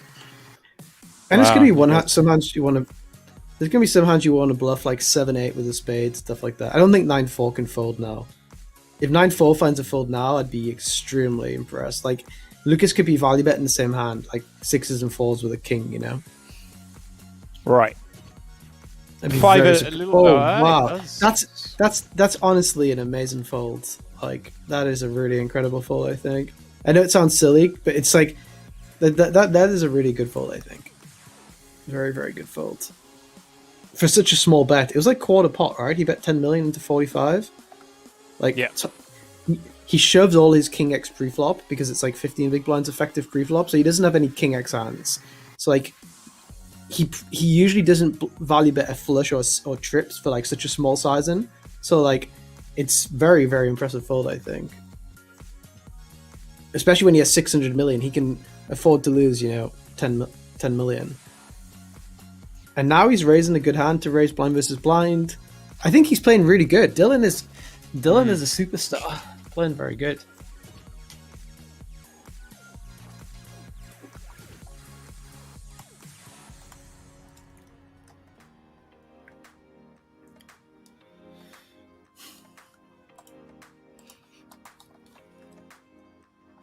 A7's going to be in the mixer. It certainly is. The full rip. Have some of that.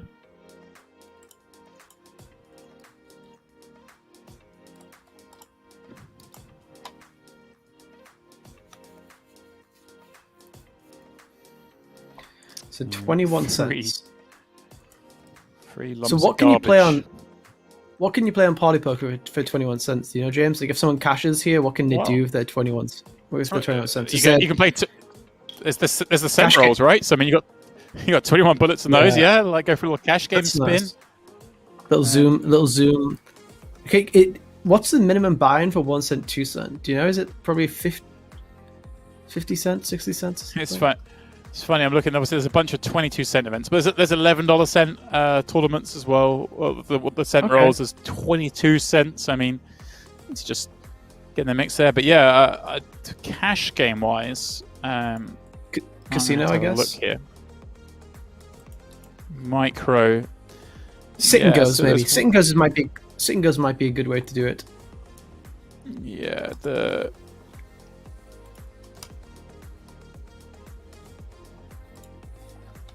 it's the min here. Nah, yeah, the min's a little too low for cash, I think. But yeah, I mean, some of those tournaments, some of those satellites, sit and go. You're right. Sitway's a good way to spin it up. Mm-hmm. Interesting. Sorry, I've suddenly missed this, but they're all in. I was looking at what you can get into, and Andrii has doubled Lucas up. found the double. Lucas, and apologies, guys. I was looking at the lobby. We're trying to help you. Yeah, we're trying to help it. you guys. But I can only assume that Andrii jammed from the small win 9-10 suited, and Lucas looked up at the ace-5, and he turned the open ender. It got exciting for a second, but from our point of view, not so much from Lucas's point of view, but holds on the river and now moves into second. Andrii, the shortest stack.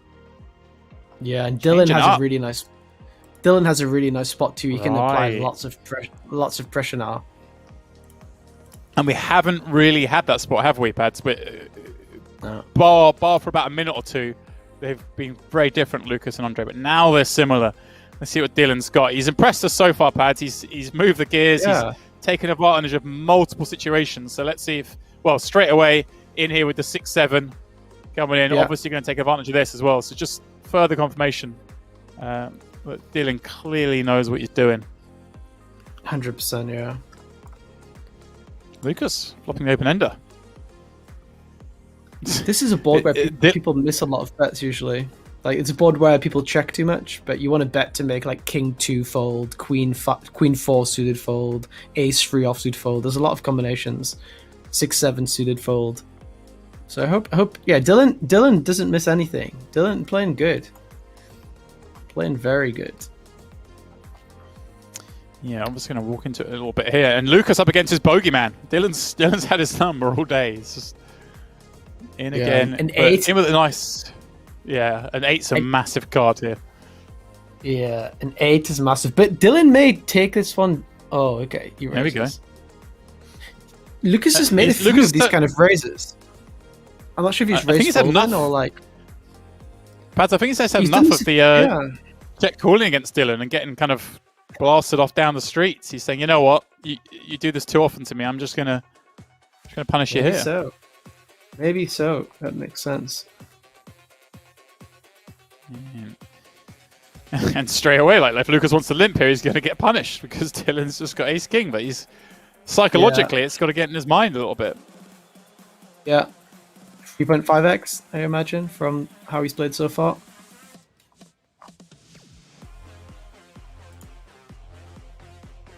Yeah, exactly on, Pads. Got your man pegged. I guess Lucas just folding. Does he go for 85 million? 92 million? Thinks Dylan's going too wide and not wide enough for value? Okay. I always want to see carnage. You do. Yeah.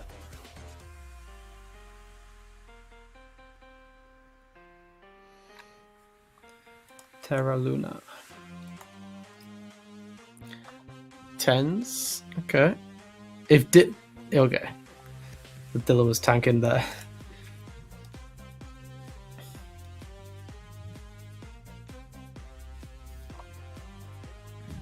Dylan again. Get the pop up on the button. Should get this one through. The problem is for the short stacks is that they're not very short. It's not like you have 10 big blinds and 8 big blinds and you can just start shoving. You have like 36 big blinds and 22 big blinds. It's like quite deep, you know. It's, if anything, it's a testament to the structure of the tournament that it's so deep at this point, you know.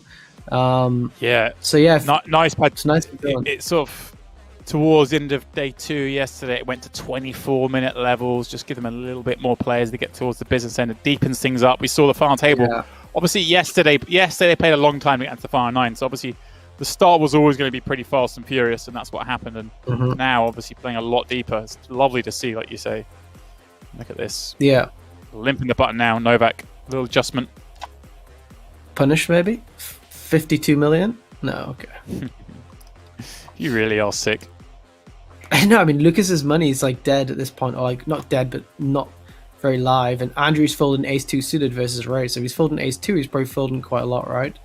Decent blockers. Fold out king-9, king-10, king-jack. I like this bet from Andrew. Yeah, I like this bet. Third pot. Dylan thinking about okay. Did you see Joshua and Fury? Did you see his being announced today? Did you see that or yesterday? But I saw that contracts have been signed, but dates aren't out yet or anything, are they? So Sky Sports are the ones who announced it. So nice. That's quite nice. Yeah, one of those. I'm not really a boxing man, Pads, but I've kind of started to enjoy boxing just with Joshua around, just because he's like the first boxer I've seen to have come across that isn't like a complete.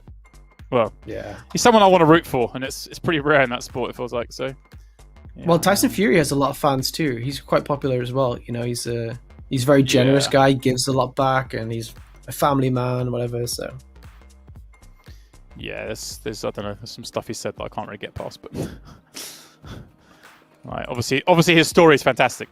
As a sporting story, where he's come, where he was, where he fell to, and how he's come back is fantastic, of course. But but I think he's the more popular out of the two. I think he has more fans. I think. Yeah. So Sarah says Joshua Fury announced, but no dates or venue agreed. So what the heck is announced? That's a good point. Yeah, they're just hyping it up, man. They're hyping it up. They've announced. They've decided the money between them. That's what they've decided. Money has been agreed. And 2 fights. They've announced. They agreed to do 2 fights, so they get.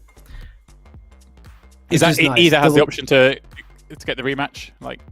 Yeah, I think they have. It's a compulsory rematch. Oh, okay. So they have to fight, so that they guaranteed double payday. Look at this. Look at this. Dylan. Clicking buttons on Andre. Have some of that. I mean, Andre raised the flop, which is quite dicey anyway, and then called Dylan free bets, and then Andre calls. The thing is, it's a bit like chicken now. Both players know that the other one would have shoved ace-x pre-flop because it's like 20 big blinds. So they're both like, well, I know you don't have an ace, and I know you don't have an ace, so I'm going to keep raising. So Andrew's kind of like raising for value on the flop with his free. And then Dylan's like, what the hell are you raising for value with?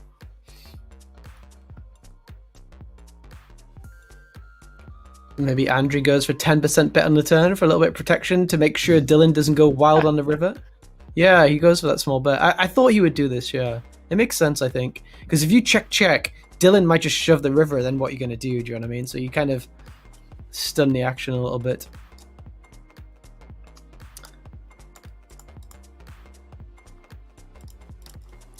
Yeah, guys, in the free roll, if you're still in, we're getting close. It's gone orange. 729 pay. We're down to the final. What are we down to? 810. All right. 10, yeah.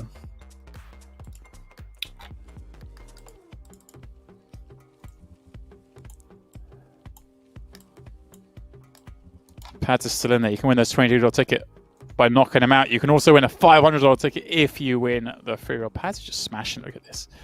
Back above 1 million chips, 4th in chips in the free roll. It's just taking no prisoners.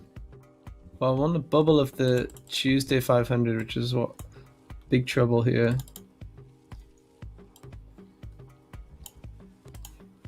September.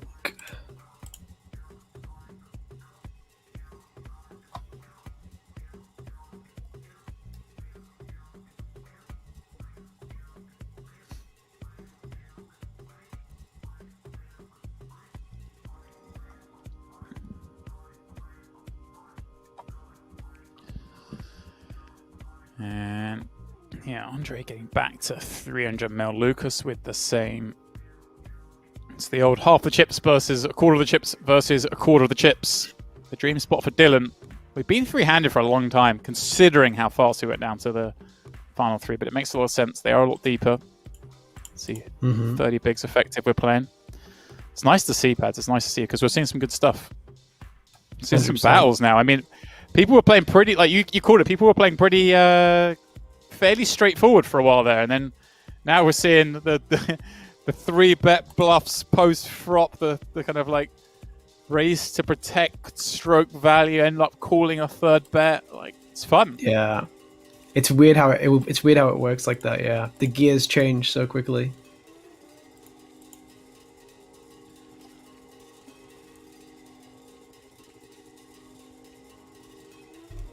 Yeah, somebody's asking what I'm drinking. It's a strawberry smoothie. Wow. Strawberry smoothie. It's the way, guys. That's how he does it. The strawberry smoothies are a secret. Sure wasn't like a strawberry cocktail. I mean... No. Daiquiri. Strawberry daiquiri. Strawberry Bellini. Okay. Dylan with the gut shot. Deuce for the wheel. Ace overcard. Checks it back. Pings the deuce. Lukas with the second pair once again is going to be put through the ringer.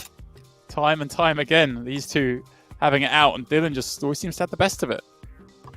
I think Lukas will value bet the turn. Just feels like he has the best hand. Gets value from ace-x, which he doesn't want to check back. And then Dylan might raise. Yeah, sure enough. That's 35 into 50.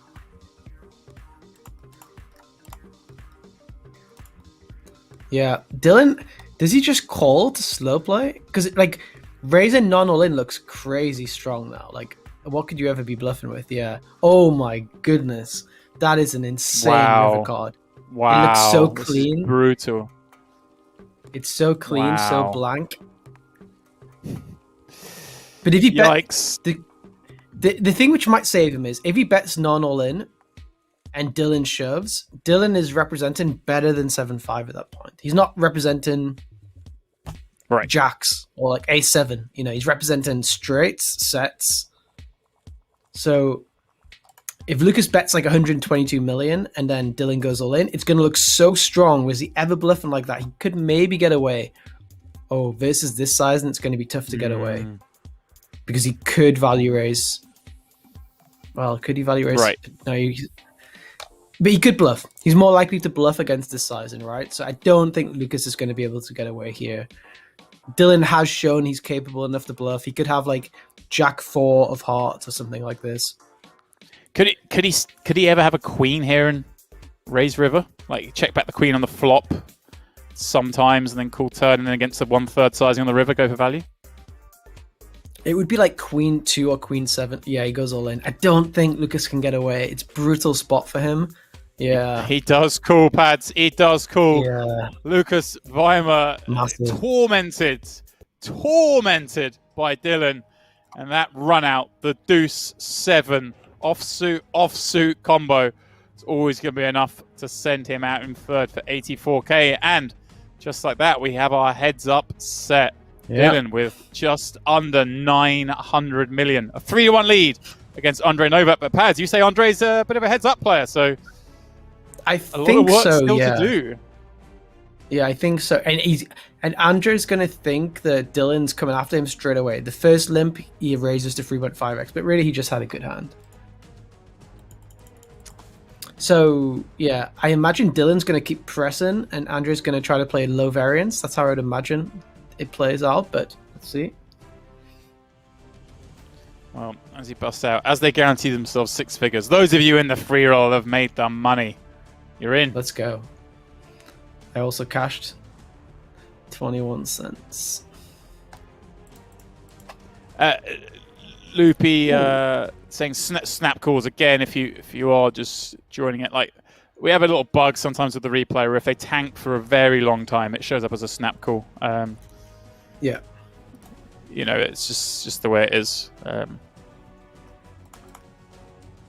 Oh, wow. Here we go. A bit of his own medicine. The cold deck. The king rolls off. Gives him top pair. Andrei's flop straight. Going to get plenty of action. So usually on the overcard turn, you would either check or overbet as the out position player. So he's going to go for the check raise instead of the overbet himself.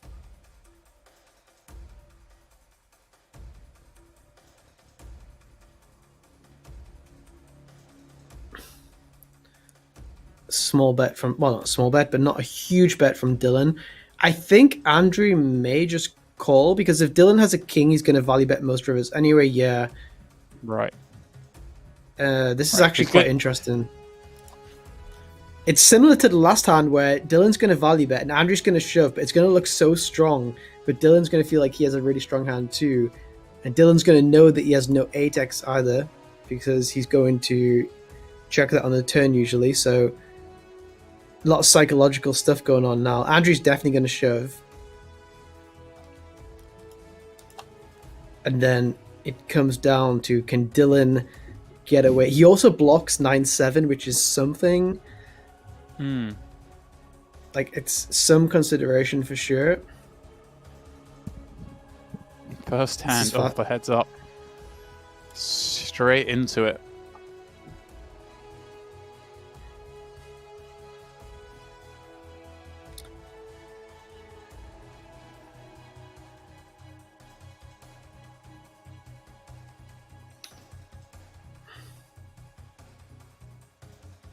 Yeah, he's all in. Can Dylan get away? I think he could get away. Right, like, he's going to have some strong hands too. He's going to have some strong hands too. He's going to have stuff like ace-queen as well, which he checks back the flop with. Maybe he can call when he has... Maybe he can call when he has king-9 or call when he has king-queen. Great fold from Dylan. I mean, Dylan has played like a superstar all final table, in my opinion. It's been very strong. Yeah, he's made every decision being correct. I see Bong Voyage in the chat saying Lucas's call was a snap he induced, wasn't a replay bug. So I know that Bong was watching the final table in real time. If so, that's very interesting. Obviously, just had enough then pads. It was like, right, I'm betting here, and I'm calling if you rip. I've seen you barrel away too many times. Yeah. Seems like that was the plan. I just cashed for 21 cents. Oh, is it over? It's over. 629th. Snuck into the money. Snuck into the money. Classic Patrick Leonard maneuver there, guys. Just get in there. Yeah. But someone knocked you out, so maybe like that person just won a $22 ticket as well. That's nice. Yeah, true. Congratulations to whoever that guy was. I think 4 people called my all in, so they were all going for it. There we go. Jack 7 checking back the flop is quite interesting. Typically, it's a hand you would see betting with a gut shot, some equity, maybe bluffing off down the streets. Yeah. Mine's going up as well, 612. But we're deep enough. Andrii winning that first part of the heads up, Patrick, it's made a big difference because it was 3-1 down. He was fairly short for a heads up match. Now, definitely got a little bit more room to play. For sure. I know it's such a cliche thing to say, but obviously the first pot, the first sizable pot's so important heads up. If the shortest stack, you just really can't afford to lose it. It just makes it such a mountain to climb. But now, 2-1 down, it's just a lot more manageable. So, this is a flop.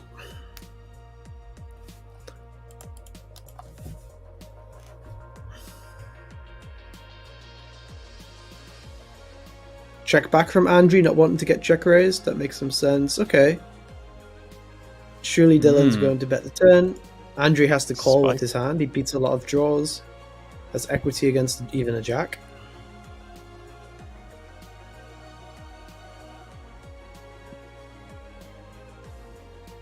Has like 30% equity against a 9 usually. Or an 8.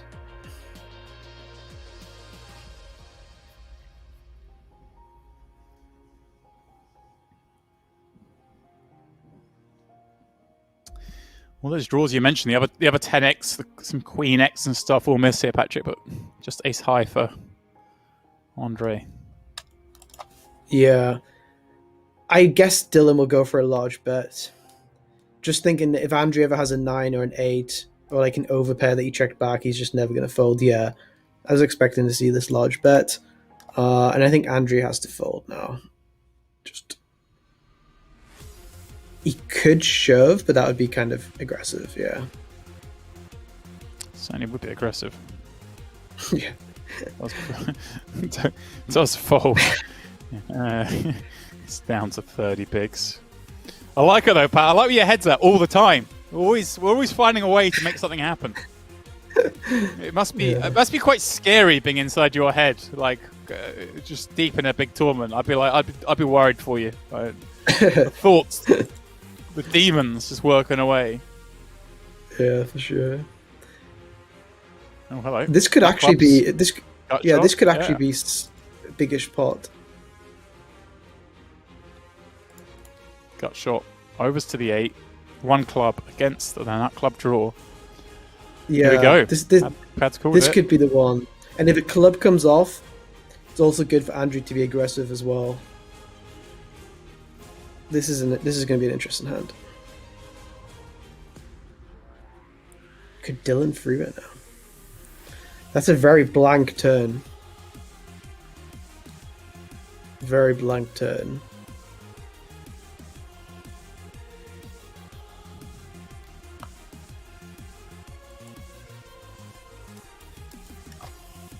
Does fire again. Yeah. And if a club comes on the river, he will shove as a bluff on the club for sure. So if a club does come, it's game over. Unless it's the 9 of clubs, maybe he checks, but any other club, okay, this should save him. This should save him. I don't see him bluffing on the queen. Yeah, it's a tough one to bluff, isn't it? Especially when you've got 10-9 with the 10 of clubs. It's hard to rep quads. Yeah. Oh, he bets. Oh. So he's basically betting to make better draws fold. So like Jack 9, Jack 10, exactly, and then like Jack of clubs 5, King of clubs 4, that kind of stuff. So he's trying to make better clubs fold. Ace 4 is actually a pretty nice one to call with because he's never going to bluff with clubs. That's a big call. Yeah. Fantastic call once again by Dylan. Sniffed it out, and Andrii down to a little more than 10 blinds. Limps in here with the King 8, and Pat's King 8 suited. Heads up. This is it, right? Potentially, this is it. Ace Jack probably just going to shove with the offsuit version, and King 8 just has to call. Too much equity, yeah. King 8 can't fold. Going to be up against Queen Jack, King 5s, stuff like that. Oh, flopped a lot of equity. Rivers, still a alive. whole lot more. Doubles up. Yeah. Back to 320. Back to where he was a couple of hands ago. And breathe. Pads, you breathe on that one. Well, there could be more action here. Could be more action here. I really hope he raises. It's not a good hand to limp, because if you limp and then he raises and you go in, you don't want to bluff with queens, essentially.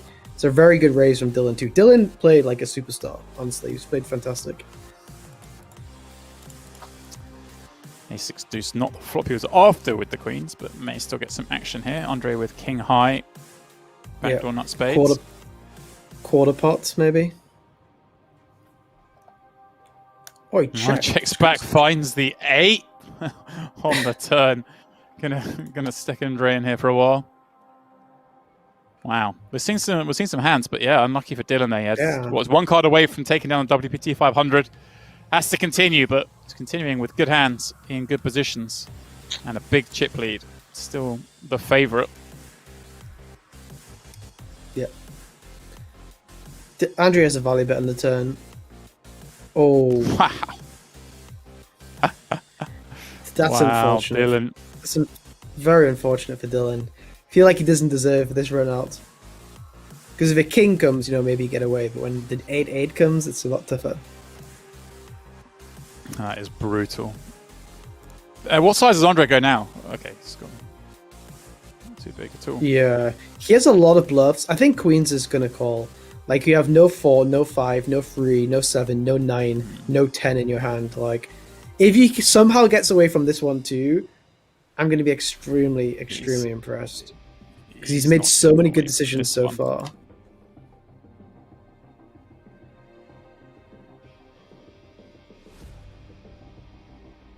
He's thinking long and hard about it, Pads, but I can't see him getting away from this, like you say.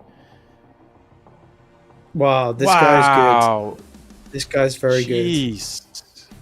That one has really got me, Pads. That one has really got me. I don't think there's any way he's getting away from that.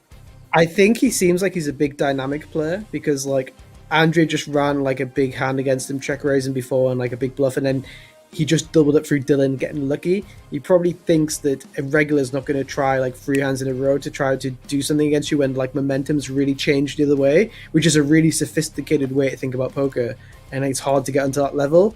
So for Dylan to get to that level and be so smart about it all, it's very, very, very impressive. Very impressive. Especially so. Very, very, very good. 4s v5s, heads up. I'm at the free roll as well, Patrick. I got 22 cents in my trouble. I think this may go all in. Wasn't to be today, guys. Min raise from Dylan. 4s v5s, the classic showdown. I think 5's all in, and I'm not sure what 4s does. I assume it just folds. I think 4s is quite nice to limp, and then let him raise, then you be the one to shove over the top. That's just logically how it seems to be. I don't think he calls off here. I don't think he calls off, no.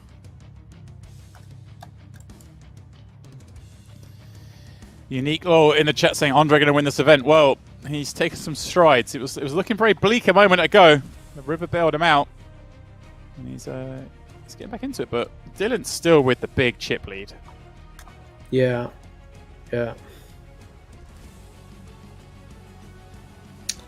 Okay.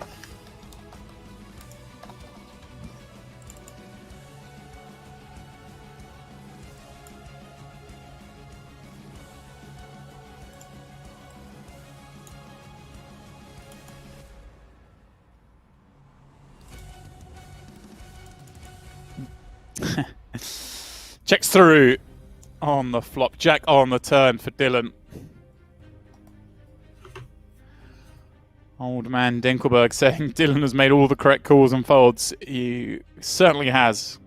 Has. Dylan Rowe.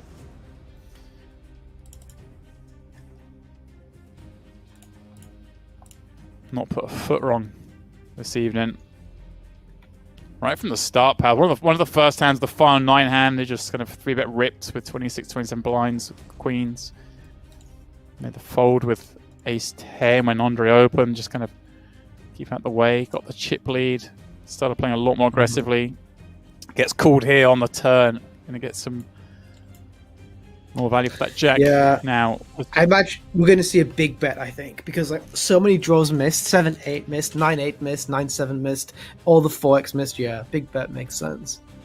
And ace-3 could call, because the ace is very good. You don't block any bluffs. The 3 blocks some value. You don't have a 7, an 8, a 9, a 4 in your hand. Ace-3 is not a ridiculous call here. Not a ridiculous call at all. Right. No club as well, of course. Yeah.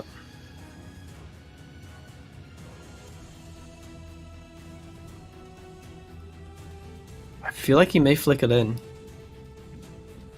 Right. I don't think we've seen him think this long too many times, Novak. So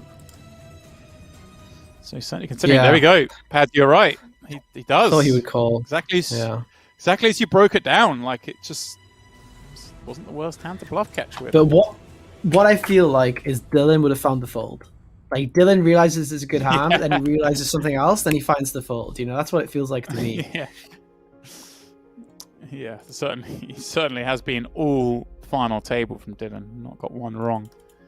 Andrii then back below 20 bigs. Yeah. Guys, I really hope you're enjoying watching this. It's been great stuff so far. Wow.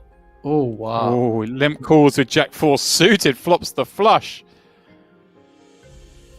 Interesting. Uh, Oh wow, this is a big bet. This is a really big bet. Like, he does nothing. He's putting in 50 million with 4 high. Like, sometimes you'd bet small here to make like 9-10 of hearts fold or something. But this is a really big bet. Like, he's trying to make a 7 fold. Oh, that's interesting. I guess turn will go check, and then 4-3 will bluff the river all in.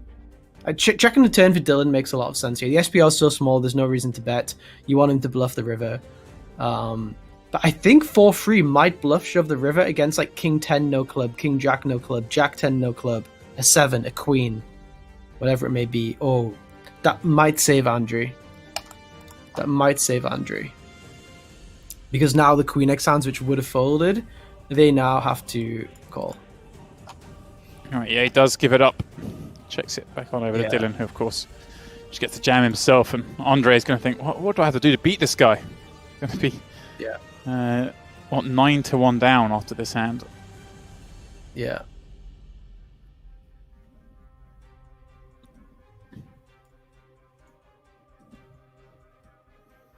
It's going to feel sickening. Just 10 blinds left. A billion chips for Dylan. It's not very often you can say you have 1 billion chips, but I think Dylan deserves the 1 billion chip stack here. This is how many? Oh, 10 free folds, which is surprising heads up. Yeah, and we're giving a lot of praise to Dylan, rightly so. But we're not saying Andrii, though, has really put a foot wrong either. It's just Dylan's kind of had all the kind of the sexy moves, as it were. He's had the spots that he's had the opportunity to shine, I guess is what I'm saying, Patrick. He's given opportunities, isn't he, to make these great plays, and he's just taken them all. 100%. 100%. No, it really is just a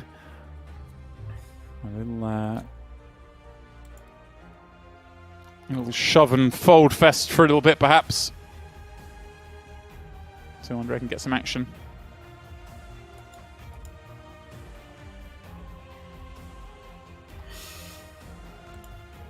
Maybe this is the one.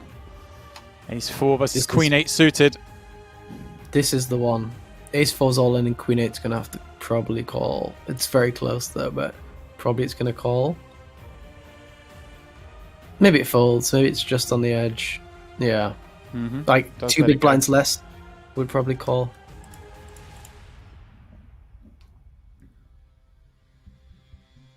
I guess 7-5 will limp. King Queen will shove.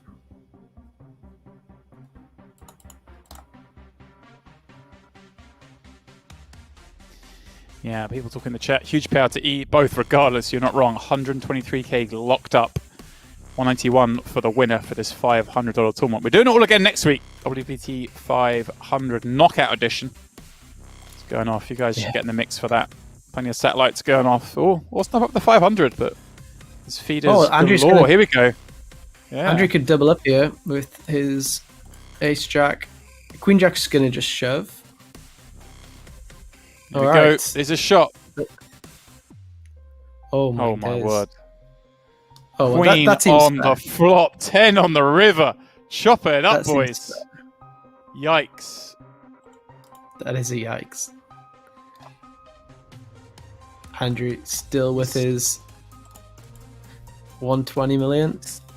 He's still alive. I mean, it felt aggrieved to bust out there, but at the end of it, you're just so happy to get a chop. Ace King all in. Could raise min raise, but looks a bit strong. You also limp. Interesting.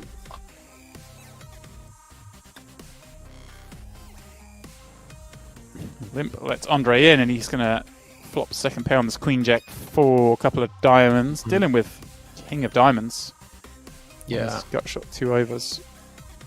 I guess Andrii just calls. There's no reason to raise Jack 2, right? Like, you get it in just against better hands mostly.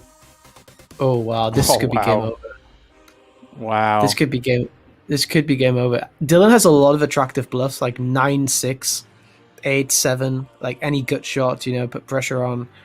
Flush draws, obviously. King X. I think it's going to be tough to get away with from this was Andrii, because he knows he's likely to raise his queen X on the flop quite a lot. So like a jack starts to become wow, great fold, very good fold. That's getting away from it fairly quickly as well. Yeah, or it was a max time bank and then he timed out. Yeah, well, he's going to rip this one. Dealing with King 4. Yeah, you look him up. Has to call. Yeah. And turns a gut shot draw. Doesn't do it though, Patrick. He misses. And Dylan Rowe is our champion. Yeah. Amazing. I mean, I think that's probably one of the best performances I've seen on any of the streams we've had. I think he played fantastic. He made every decision correct. You know, free bets, calls, folds, aggression. He was fantastic, I think. Congrats to him. Congrats to all the other guys too. Great tournament. Yeah. Very impressed. And like Pads, we get sent through a sheet. I see here online earnings. I don't know how accurate this is, but around 600k. Live earnings 11k. But biggest online result was 30k before this. Here he is, 181k, and above that, as you were saying, just such an impressive performance on this final table. It wasn't a lucky win, Pads. It was a very impressive one. No, for sure. Congratulations, of course. Yeah, Andrii was fantastic. Andre came in, chip leader at the start of the day, managed to get second place. That's always a positive result because a lot can happen on final tables. And of course, Lukas in their third. Deividas had the nice little spin up. And the rest of them, it was obviously Stoyan was very unlucky, but the short stacks, they never really got it going, did they, Pads? It was never really got higher up the leaderboard. It was a tough spot for them. Obviously, for Stoyan, it was very, very difficult hand for him against Deividas and against Dylan at the time. We have to remember that although Dylan played fantastic, he did get very lucky to still be in with his ace-king against kings and queens. So this kind of shows that poker is definitely a skill game, but there's also that element of luck as well, which what makes it so fantastic, you know? So the fact that he did get lucky and he managed to spin it up with his ace-king, fantastic. But then he also capitalized off his stack size and he played perfectly afterwards. So I think this was a great demonstration of what tournament poker is all about, you know, a bit of luck and then a lot of skill, essentially. Yeah, it certainly was. Guys, thanks to everyone for tuning in to watch our stream. Really do appreciate it. Best of luck for those of you still in the free roll, and of course, our ticket winners. Unfortunately, that is it for the evening. WPT500 is in the books. Massive thanks to Pads for coming in here, doing the full shift again, my man. We really appreciate it. And we'll be back next week, guys, for the WPT500 Knockout Edition, which, Pads, you're obviously going to fire again at that one, right? There's plenty more day ones. Yeah, I'll probably play on Sunday, but there's a lot of day ones left, yeah. So looking forward to trying to make it through. Yeah, so guys, if you're not in that already, give it a go. Play some of the feeders, get in the mix. You could be on this final table next week. But until then, that is when I'll see you again. All right, guys. Good night and good luck. Thanks a lot, guys. Cheers. Goodbye. Bye.